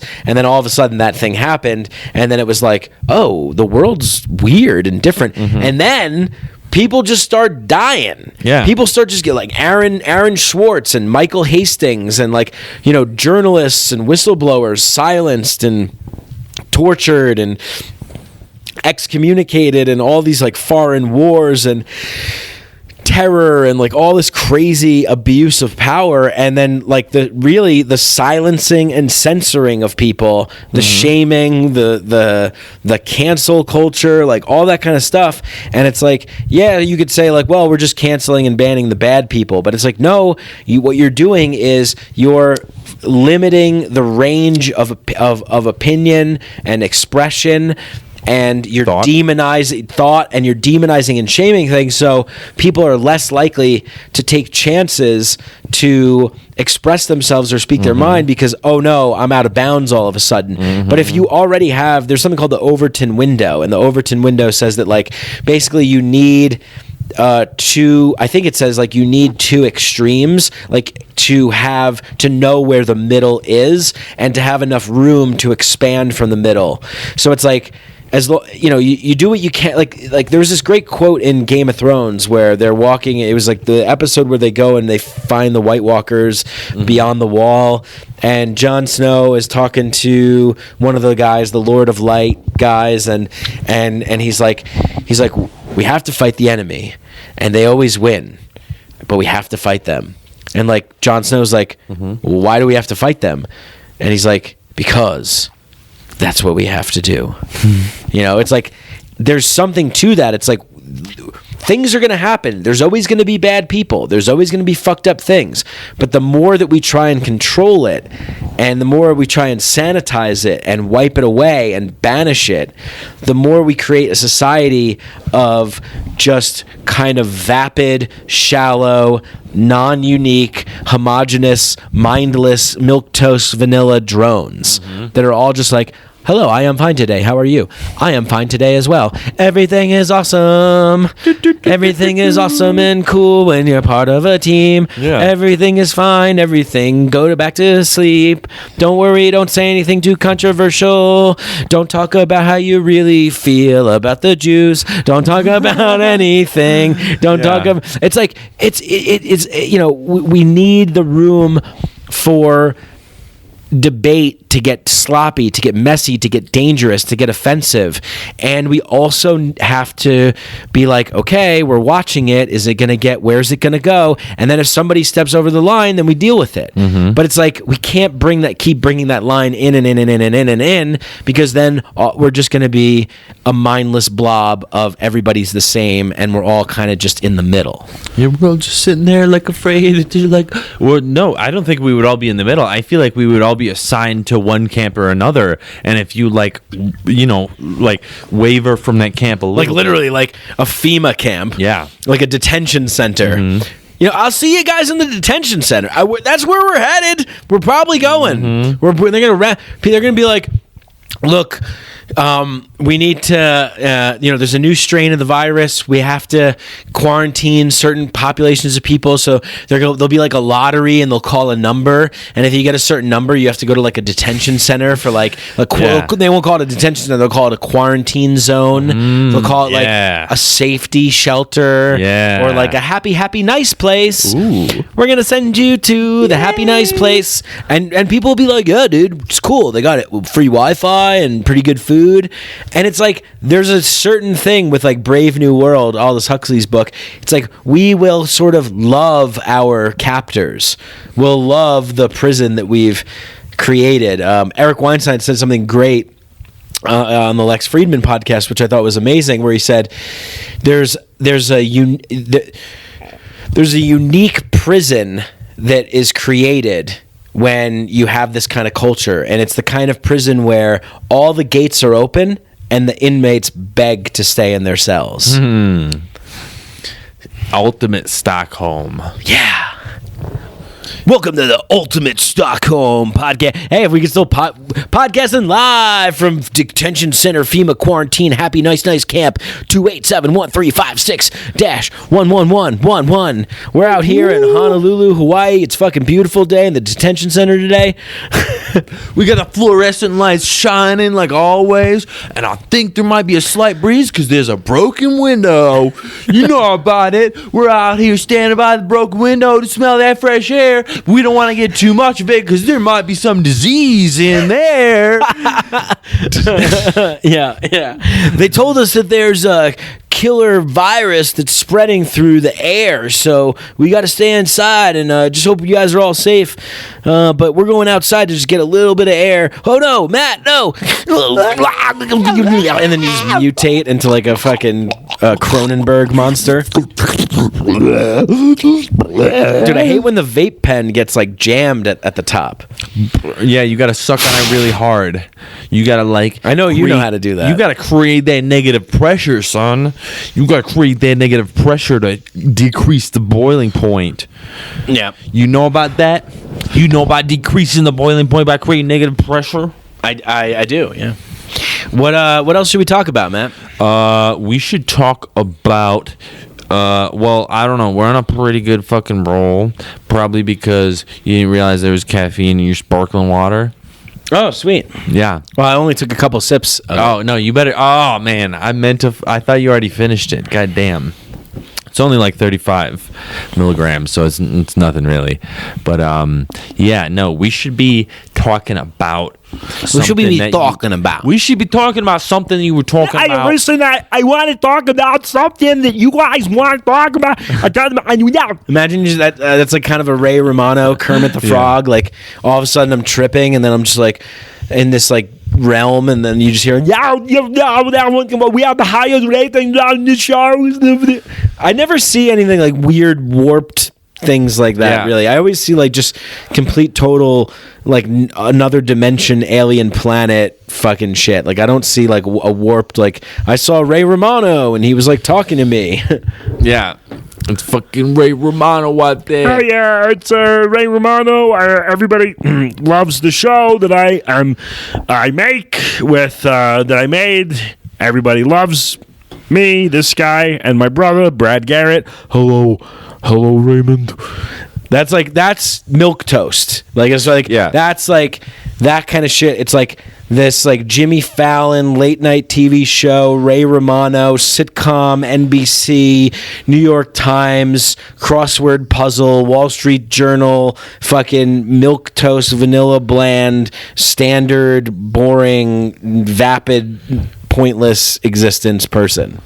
Yeah, it's just like, oh, hey, I want everybody to like me. Even you, so I'm not going to step on anybody's Go toes. kill a baby. Yeah. Go do something wild. Go find your little tiny niche market, because if you get 1% of the country on your side, you can't say things like that. And it's first of all, it's not funny. Second of all, you can't be telling people to go kill babies, because people will kill babies, and then they'll blame the baby killing on you. You'll be a baby killer. You don't know, be a baby killer. Yeah. No, of course not. But fart in a dog's face. Tell your friend's wife she's a fat bitch. You know, do something dangerous. Yeah. Speak your mind. Insult someone. You know, just express yourself a little bit. You know, because and obviously I'm being hyperbolic, I'm being silly, I'm being stupid, I'm not serious, but there's a certain level of truth to it where it's like we have this desire to be perfect beings. Guess what? We're not. You're not, and we're not. Okay? You're not.com -edu you're not. oh, you burped it into the microphone. Yeah, because it's my show. I do whatever I want. Facts. This is the segment where we shit on Matt. Literally. Matt, stop being so shameful about shit. I'm going to defecate on you. You're going to like it. I mean, I see you taking off your pants right now, so like it looks like it's about to happen, but your asshole doesn't look ready to gape like that. It would be fun. Like I've had this thought sometimes on psychedelics where I'm just like, it would be cool to have like a show that people would be genuinely like enthused about, where I like, you know, like it's like, how far can I launch my turd? into a cup. And it's like a circus. It's like Cirque du Soleil. Like, drum roll. Like, here he goes, folks. The amazing turd launcher. Mike MIKEADELIC of the MIKEADELIC podcast. He's shot ropes of turds about 8 feet long, 10 feet long, and 13 feet long. And this Friday, you're going to witness how long could he shoot a turd out of his butthole while hanging from a suspended wire attached to his dick hole. Ooh, getting some sounding in there. Yeah. Ooh, man. If you hang from that wire enough, you'll probably stretch your dick, get a couple inches there. But I just have this like funny idea of like, what about going to a show where like a guy is like an amazing farter and it makes it like a comical art piece, you know, like, or someone who's really, really good at like projectile vomiting or something, you know. It sounds sick. It sounds disgusting, but there's something really, and I felt this a lot when I was at the ayahuasca center. There's something very liberating about being in the depths of your human mess, your human messiness, whether you're purging, vomiting, yawning, farting, having diarrhea. We're all doing it together. Not literally, but we're all like, we're all in the same circumstances together, and we're all in the same room together. We're all in it together. And then later the next day, there's like a laughter about like, oh my God, like that happened and I did this, and oh my God, I was like puking. And there's this like feeling of being refreshed and like rejuvenated a little bit too. Because we have to get messy. We have to be in our true human bodies. I mean, we don't have to do shit, you know, but we at least have to have the freedom to choose to live that way. And currently right now, it's like you kind of have to take a little bit, like you kind of have to like go a little bit against the grain to live that way, which I'm fine with doing, but it's always more fun. Like, what's more fun, a party with 4 people or a party with fucking 4 million people? Yeah. Well, that's always been something that like people have wanted. Like you were talking about, like, oh, what if there was this like exhibition where you could go watch a really good farter? That was a thing back in the 19th century in France. Like, it was a really big like common They knew how thing. to do it. They knew how to do it. There were these professional farters, and they would go around town to town and have these like big shows where they would just like do these ridiculous farts, and like they would have to eat ridiculous things, and like, you know. That's great. Yeah, dude. So it's always been something that like people are like wanted, but they're like too scared to really admit unless it's like socially acceptable. Yeah. But if it's there, like people are gonna go for it, you know? Like people are gonna like look for it. Yeah. People really want that. What's your segment today? My segment is Matt's segment. It's the Matt segment. It's the Matt segment. It's the Matt segment. So, Matt I was segment. calling back It's Matt segment. to a previous MIKEADELIC Matt show segment. back in 2014. I was listening to a MIKEADELIC. No, I wasn't listening to MIKEADELIC in 2014, but I was listening to a MIKEADELIC from 2014, and he was talking about how things are looked at from a sort of like past perspective. Like we sort of look at events from like how did it happen or why did it happen, but we don't look at what happened afterwards. You know what I mean? I know what you mean because we talked about this before the podcast, but you didn't really do a good job of elucidating that. Yeah. But my segue was a little Matt segue. Matt segue. So- Matt rides on a Segway. So segue round 2. This is round 2. Well, okay, so what you were saying, which I completely agree with you because I'm the one that said it, and other people have said it as well. But what I said was the reason why I'm not like a full-blown paranoid conspiracy theorist is because, well, I have been at times, but yeah, totally. But I'm not. I don't consistently live in that realm because I don't get too worked up about like who did what and how and why, because you can get into a shit fucking mind fuck of weeds and rabbit holes and conspiracies and People covering their tracks. People covering their tracks, and people that are hired agitators and conspirators, and like Cohen, like what's the word that I'm looking for? The Agent provocateurs. agent provocateurs. Exactly. Yes. Thank you. You got to say it in Alec Jones' voice. Agent provocateurs invading the Kit Kat factory to make their. Yeah. Anyway, so the thing is that when 9/11 happened, I was very much into afterwards, like, why, like, who did this? What's the truth? Like, what really happened? Something seems weird. Things don't really add up. But after a while, you go, look, if it was it doesn't matter if it was a conspiracy theory that was true, that was an inside job, that it was a fucking hologram simulation, that it was Bin Laden, that it was the truth. It doesn't matter if what the mainstream media told us is what happened, or if the truth is that something else happened. The fact of the matter is, the powers that be got what they wanted and got more freedom to erode more of our liberties in the name of safety and security, to establish a sort of, dragnet surveillance all over the whole world, foreign wars that never end, resource extraction, all kinds of evil shit, and that that happened. And they would have done that no matter what the truth of why what happened. The results are the same. So inside job, okay, great. They still did the things that they did.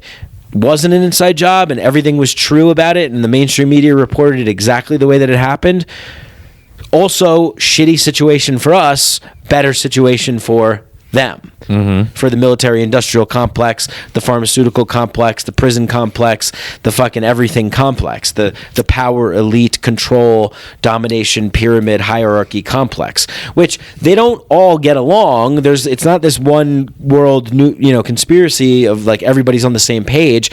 It's just the fact that there's this upper echelon of people that are always vying for power and control and will use us like pawns in their game. So it doesn't matter what actually happened. I mean, it does, but it doesn't matter because the results are the same no matter what. Yeah, it's how the oligarchy is going to use it. How they respond. How the de facto That's right. oligarchy responds. I'm not afraid of the virus. I'm afraid of what I don't like is the response to the virus. The way that it's used to like control how we interact with each other and how we express ourselves and how we just go about daily life. And like I've seen a lot of people sort of talking about like, oh, when the virus ends, blah blah blah, when lockdown ends, but like it ain't gonna end. I've noticed them like losing steam lately, and a lot of people are dropping off and they're just like, oh yeah, this is gonna be forever. It really is. Because think about how like I'm noticing in the consciousness of the collective in which I'm experiencing on a day-to-day basis that like that people are the attitude is generally like, oh yeah, COVID, yeah, wash your hands, yeah, sanitize, yeah, social distance, okay, yeah, mask, okay, yeah, whatever, okay, yeah, sure, fine. Like, all right, as long as we can do a version of the things that we could still do and eventually are going to be getting back to those things, we've completely accepted the programming. We've completely accepted the programming. We're just like, all right, yeah, it's just become normal. I remember when this all went down in March of last year, I was actually like, oh shit, like, is this the end of the, like, is this serious shit? Like it was a different energy, a different feeling. It was like, holy shit, this is crazy. And then slowly but surely over time it evolved into, oh, this is just the way it is. There's like a virus and we're battling a virus, just like with the wars. Like at first it's like, no, we can't go to war, and then the people are like, we gotta go to war, and it's like a big hot topic and everybody's involved and people are protesting and making signs, and then eventually that kind of just goes away and it's just like, oh yeah, we're just an empire in perpetual war. That's like an business oligarchy model. Yeah, it's just exactly. It becomes the default, de facto, standard business model that is mass produced, manufactured, and sold as the norm. This is the new normal. This is the new thing that we just have to work around, and they have figured out a way to use this catastrophe to add a new rule set. Yeah, and these real big tool bags who, if they're listening to this, they're called the Conspirituality Podcast, and I doubt they're listening to this, because why would they listen to my show? But they're called the Conspirituality Podcast, and they're all about combating the spread of conspiracy theories in the spiritual community. And I think one of the guys, Matthew, is in a cult, so he's got a lot of like baggage and trauma that like, oh, I gotta like, be on the lookout for other people so they don't get like pulled into a cult and the whole Q thing and all that stuff. And it's like, yeah, okay, fine. But like, some conspiracies are real. What about the Tuskegee experiments? What about MK Ultra? What about Operation Paperclip? What about the creation of the Federal Reserve? What about fucking Kennedy? What about MLK? What about Bobby Kennedy? Malcolm X? COINTELPRO, the FBI that had agents installed in Black Panthers. In there was a movie recently that these two comedians that I know, the Lucas brothers, helped write about Fred Hampton and the FBI infiltrator that like ratted on him and stuff. Like, there's all this crazy stuff that happens, and these guys are like, conspiracy theories are the real fake news. It's like, what do you? And then I posted something on Instagram. I was like, these guys were created in like an underground government bunker, and the government was trying out like all kinds of podcasts to try and infiltrate, to try and convince people to go with the status quo. Imagine agreeing with the corporate mainstream media, like your parents, all the politicians, the governors, the senators, all the health experts that are, trotted out on television, all the mindless, vapid celebrities that like stay home, stay safe. Like imagine agreeing with all of these people and thinking that you're like, part of some resistance because you're like, you support Black Lives Matter, or because you support LGBTQ rights, or because you write the right things on the internet. Yeah, it's like good. Like, do those good things, but there's something strange about agreeing with the dominant power structure in our world and just being like, oh yeah, like everything that is being said in the mainstream is accurate, and there's this problem with like misinformation online, and we gotta like ban people and stop the spread of misinformation. It's like, no, like what you want to do is basically just like end humanity. That's what you want to do, is end humanity, and you want to like do what happened to you. These conspirituality guys want to do what's happened to them because they were bullied and indoctrinated into a cult, so they want to bully people and indoctrinate people into their own cult and get them to do this like very, what I call, John Oliver thing, where it's like, really you believe in this conspiracy theories? Margaret fucking Thatcher was a man baby, and like, it's like, there's conspiracies are real. It's just that they get conflated. It's really genius because you conflate people who are like, the earth is flat and there's lizards that live in the center of the earth and they're controlling us with our mind, like their minds, and they're shapeshifters out. And it's like, okay, you're nuts. But we're going to say you're a conspiracy theorist, and we're going to say the guy that says, yeah, there's a little something fishy about 9/11. It's like we're going to lump you two in the same categories to where most people can't even ask questions. Just be like, yeah, what do you think about the virus? Like, could it be possible that it was created, that it was manufactured? Could it be possible that pharmaceutical companies want to use it as to capitalize on, to sell more vaccines and make more money? Or do you think it's possible that at least let's ask the questions and not just be like, oh no, conspiracy, you're outside the bounds. Especially fucking psychedelic people, wake the fuck up. Think outside the fucking box. Like really, what world do you live in? We don't live in the do we live in the world that's more like the West Wing, or do we live in a world that's more like House of Cards?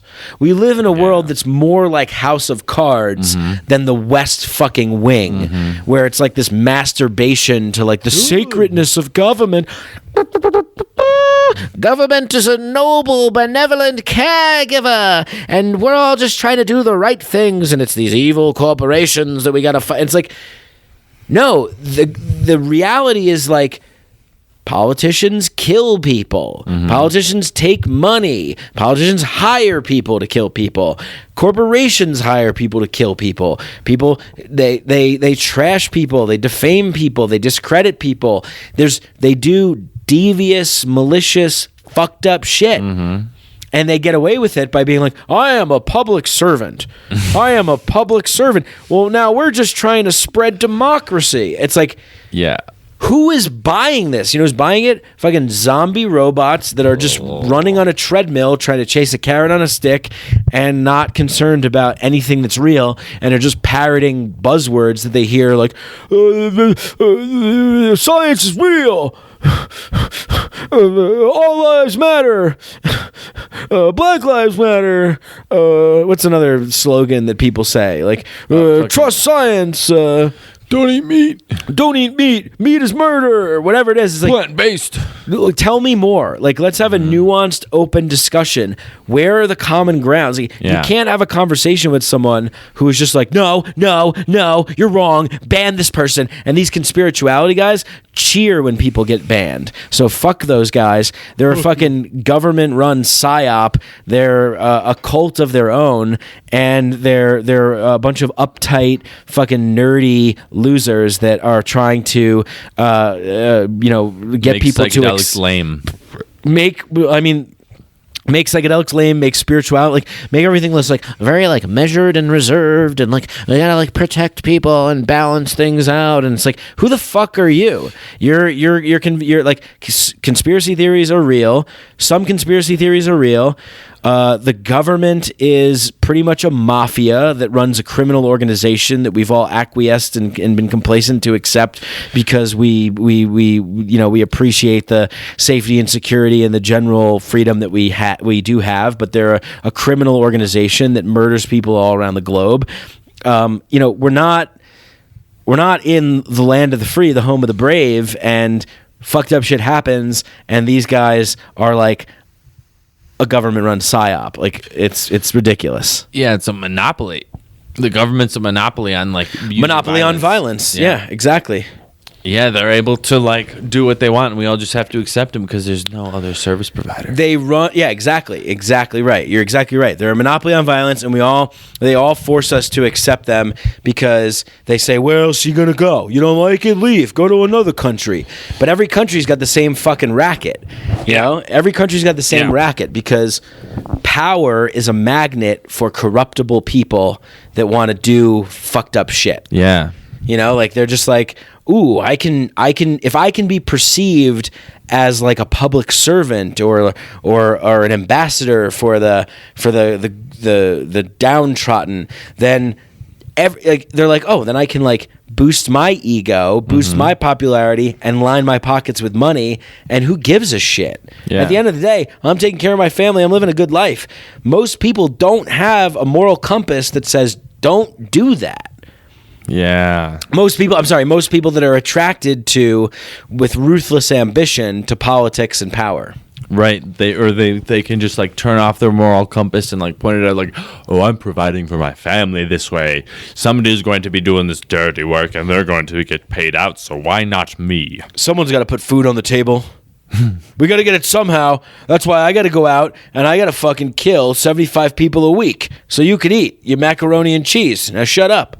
How the fuck you think we're gonna afford Annie's mac and cheese? You won't eat Kraft. You gotta get the expensive stuff. That's why I gotta kill 75 people instead of 51. This might be like a Rogan level podcast. You think this is the longest one? Nah, maybe not the longest one, but we're definitely we're going there. We're not even at 2 hours, you pansy. Well, we're up. Well, you got somewhere to be? Pansy. You got a hot date? No. I don't Come on.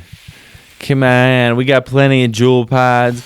We got plenty of beers. We got plenty of fucking what would be great? marijuana. What? You know, it'd be great if we got Marijuana? snowed in here. Ooh. I love a good snow in. Yeah. Don't you love a good snow in? Yeah, where you're just like forced to be in, you know, and you're just like, well, we're here. We got to figure out what to do, you know, instead of like thinking about like, oh, we could go out and do this, but I'm just going to do this while I'm thinking about that. Is you're like, no, you're in. We're going to do something. We're going to, and like people like really like make the best of it or like better, you know, because they're like doing cool stuff and they're like really like trying not to think about, they're just really disconnecting from the world. I got a perfect example of what we've been talking about, kind of the theme of the show. Yeah. If every day was 72 degrees and sunny without a cloud in the sky, it'd be good. You'd be like, this is pretty good. You'd be like, it'd be like San Diego. Mm-hmm. You know, you'd be like, this is nice, Mm-hmm. you know? But I wouldn't like that to be every day of my life. I would get a little bored. Yeah. I want season changes. I want rain. I want floods. I want snow. I want massive snow that you can't leave your home and you're snowed in. And some of my best times ever being like snowed in New York City Yeah. during the blizzard of 2010, I remember. And we were snowed into a bar and everyone was wearing like ugly Christmas sweaters or whatever. It was like there was some party like that in the bar, but it was just all these random strangers in a bar, and I was with like 4 friends, and we were just snowed in, and we're just drinking beers, and it's snowing, and it's all quiet outside, and because the snow reduces the amount of noise that Yeah. can spread, it Oh, yeah. absorbs the sound, so it's all quiet outside and it's snowing, and there's just something fun about like being snowed in a bar and getting Yeah. fucked up with all the people that are there. You know, no one's looking to do anything else, go anywhere else because you can't. Same thing with Hurricane Sandy. When Hurricane Sandy hit New York, we all like I didn't have power for like a week. And everybody like went uptown. We went to a friend's house. We like went out for sushi, and it turned out that wasn't a good idea because the sushi was sitting there for a couple days, and I puked. But we all had fun because we were together. Nobody was checking their phone. Nobody had anywhere else to be. We were just there. We were just where we were and doing what we were doing. That's why I like doing drugs so much, is because when you're doing drugs and you're with people and you're doing drugs, you're doing them and you're there and you're doing it and you're experiencing it at that moment there with those people. Yeah. And it's never going to be the same no matter how many times you do that substance or with those people. It's always going to be different.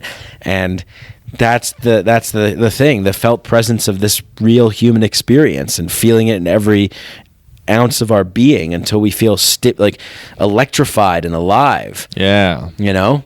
And you know, I love that. So thunderstorms and rain, you know, that is just, it's like it's nature being messy. Nature is messy, and we're a part of nature, so why would we try and act like we can defy it and be any different? We need to be that creative, Yeah. destructive force that is nature, that we are. Because when we go against that, then we just become something else. We'll become androids, we'll become robots, we'll become simulations, and then we'll eventually get bored of that, and we'll go back to being primal, you know, mates, like primal mates. Hey, mate. Hey, welcome back to being a primal mate. Primates. Hey, welcome back to being primal. Hey, down here in We fucking miss Australia, you. you cunts. We miss you, cunts. You're gonna enjoy being primal, you know. Everybody's got their titties out, and you know, you don't need shoes. I mean, you can have them if you walk through the jungle. You know, you're fucked up. You want to go take a piss in the jungle. You don't want anybody to see your wiener. But if you want people to see your wiener, you know, like just walk around, man. Just dangle your willy out. You don't have to show it All off. you gotta do is just dangle your don't willy be all out. proud about it. Just let it hang out. You know. That's what we do here in Melbourne. It is what we do here in Perth. Perth and Melbourne. Dude, that's good. I like that. That's a good Australian Oh, accent. thanks, man. Yeah. Yeah, I got it from watching the Big Les show. I love that show. Fuck yeah, dude. High five. Another one. Nice. Yeah, dude. The Big Les show. That's the shit, dude. You got to go and watch that. I love the Big Les show. Fucking Did you see cunts. the one where they all took mushrooms?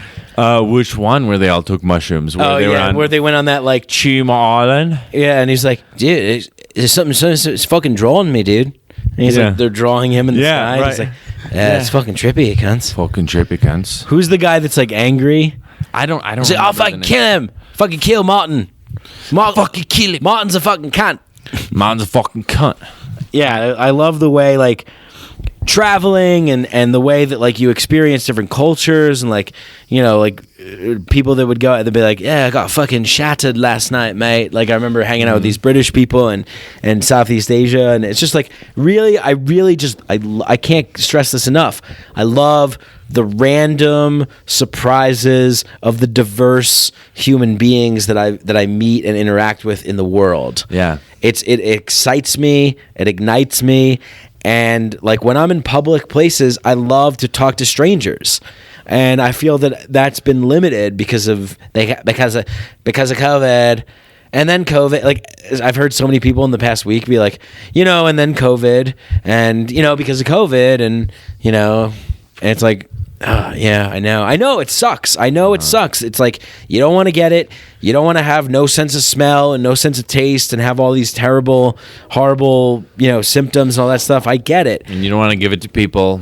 But we also can't be afraid to live life and take chances and take risks. You know, everyone has to individually weigh that themselves and come up with their own way of dealing with it. Yeah, right. If you want to make videos of yourself chugging several bottles of Mountain Dew all at once, like you're weighing the risks of getting diabetes and vomiting, but you know what? If that's what you really enjoy and you know that you're going to get more enjoyment out of that and sharing that video with people like Badlands Chugs does, then who can really stop you? If that's what's going to make your life complete. Yeah. Like there is like Mountain Dew is shitty, but there's value in it because it's like this dirty fucking sugary drink that you just wash down, and it's got this nice like lemon lime grapefruit flavor. Straight trash. Yeah, but it's like there's something great about trash. It's good while you're drinking it. You know, it's like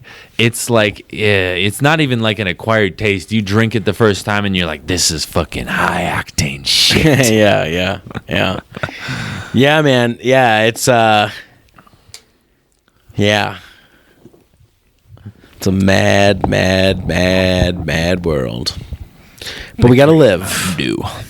Got to live. This podcast is sponsored by Mountain Dew. You gotta live. We recommend you boof 20 ounces of Mountain Dew and then go base jumping, you fucking pussy bitch. Mountain fucking Dew. Extreme.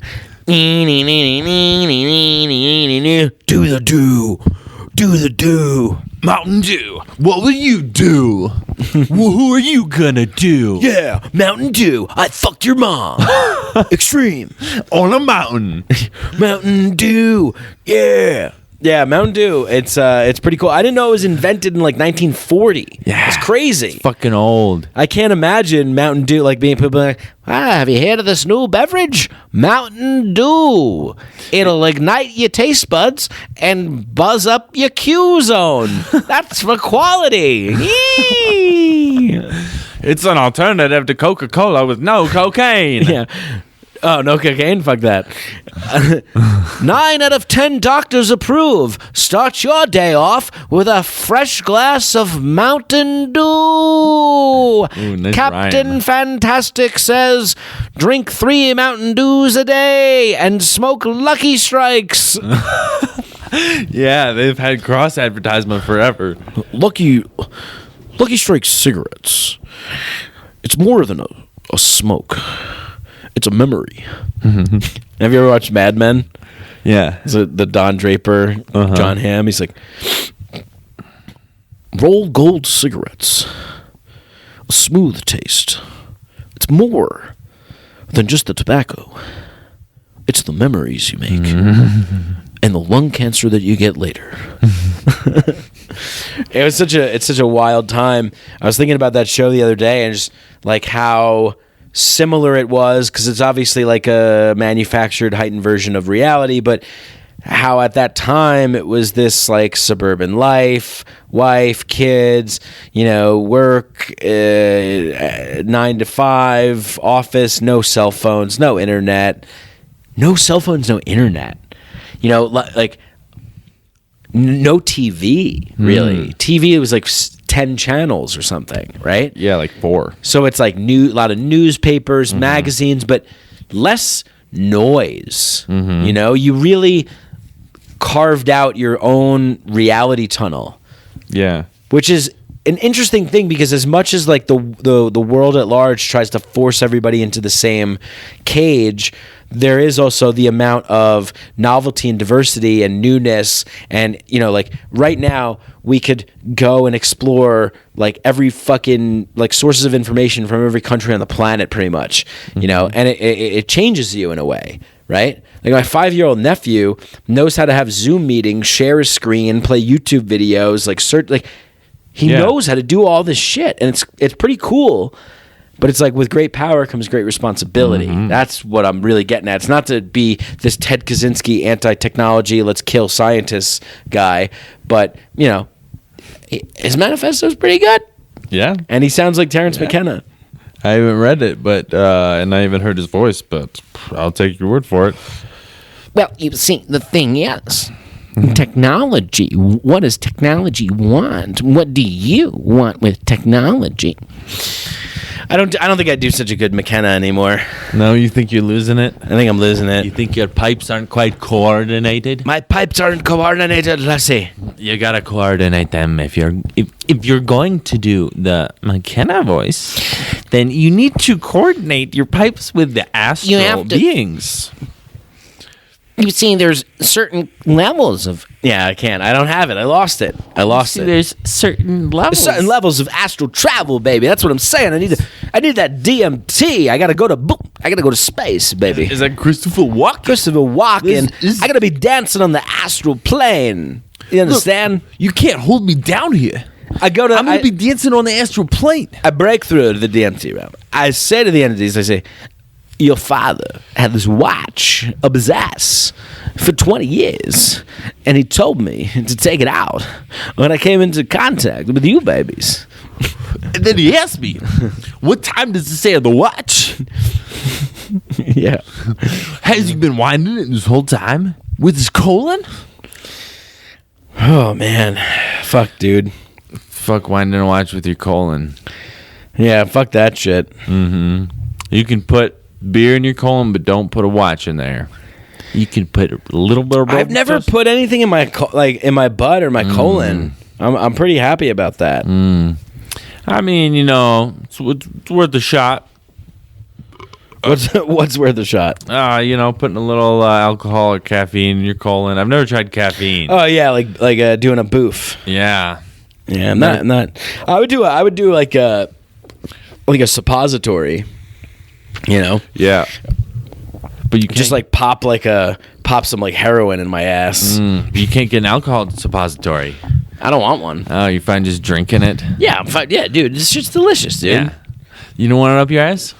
Little tangerine boof? Dude, you're fucking gay if you don't boof this beer. Dude, I'm telling your mom. And by that you're boof this gay. beer, I mean, I just think that a lot of people that are in fraternities are like just ultra macho, overcompensating, probably closeted, you know, emotional feeling Yeah. douchebags that are just like, I never resonated with those kinds of people that were always like, that were just like ultra aggressive in that way. Like no matter what it was, like, yo, dude, you see that chick? Dude, I would totally fuck that piece. And it's like, fuck her into the fucking ground. I'm like, what is wrong with, why are you telling, like, I don't understand. I remember being in New York actually one time, and I was waiting for a bus to go uptown, and some guy tapped me to like look at this girl, and he was like, that's a fine piece of ass. And I was like, yeah, I mean, like, right. yeah, there's beautiful women everywhere. I think it's like some kind of weird characterization of like what you think a guy should be like. Well, it's this weird relic from the past where, like, Hubba hubba. you know, A googa. You know, like a cartoon character, his eyes pop out of his head, and Yeah. his jaw drops to the floor, and his tongue hangs out. It's like, I've seen women before. I've even had sex with them. It's like, yeah, my mind isn't blown by an attractive woman. Yeah, it's like a relic of our like Quaker past. You know, all the Quakers and who were the other people that were running? No, I think what it is I think that it's some kind of overcompensation. Like in 40-Year-Old Virgin, when Steve Carell's character, the 40-Year-Old Virgin, is trying to explain what it's like to feel a pair of boobs, and he's like, you're just, when you're touching them, and it just feels like a bag of sand, and they're all like, bag of sand, like, and then they discover like you've never been with a woman before because you don't know. So it's this weird overcompensation. I get a weird feeling like it's different if it's like a close friend of mine and we're like appreciating an attractive lady or something that yeah, but someone would just be like, oh man, I tell you what I'd do with that. You see that strange over there? I would tear that up.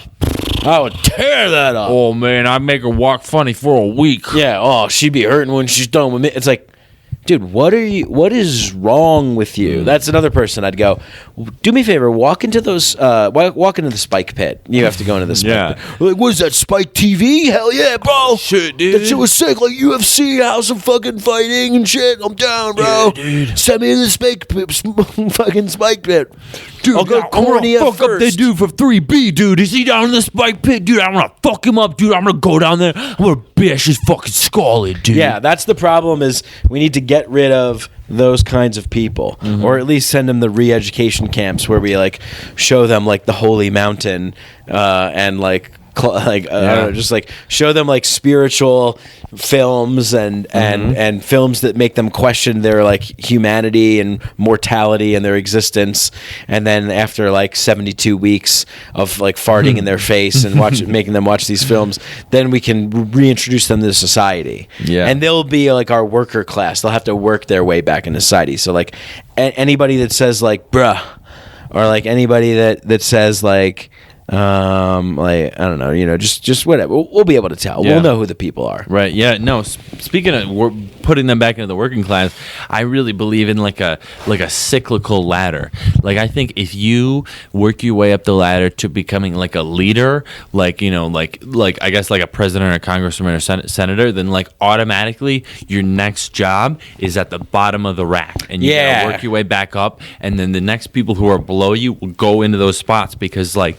If you look at like older civilizations, the best ones were like the most creative and making the best like creative things. So good in those headphones. Yeah. Right now. Oh yeah. Like with those creative civilizations, they they will do a thing where you can like be a leader for like some time, but not permanently. And then after that, you can't be a leader anymore. And it's just like you're a leader of a project, or you're a leader during an emergency, or it's like, you're the leader of this like. But the problem is those people get into those positions and they go, you know about these rules? Fuck these rules. Yeah. If you help me stay in power, I'll help you get money. And people are like, ooh, I like that. I like money. I can get a blowjob with money. Yeah, I can buy a blowjob and a steak with money. Mm-hmm. But yeah, you're totally right. And I think that, like, you know what I think? I think that everybody at the age of 18, first of all, let's do away with compulsory education, forced indoctrination, prison camps for children, and free up education. And you know what? Like, the government's not so great at doing things, but there is something about pooling money together to make things happen. Yeah. So let's get some voluntary associations that can mimic the government but be more efficient about it, and fund diverse education opportunities for everyone, for all children, give everybody top level health care, and make sure everybody's taken care of and has their needs met, and food and basic housing and all that kind of stuff. And then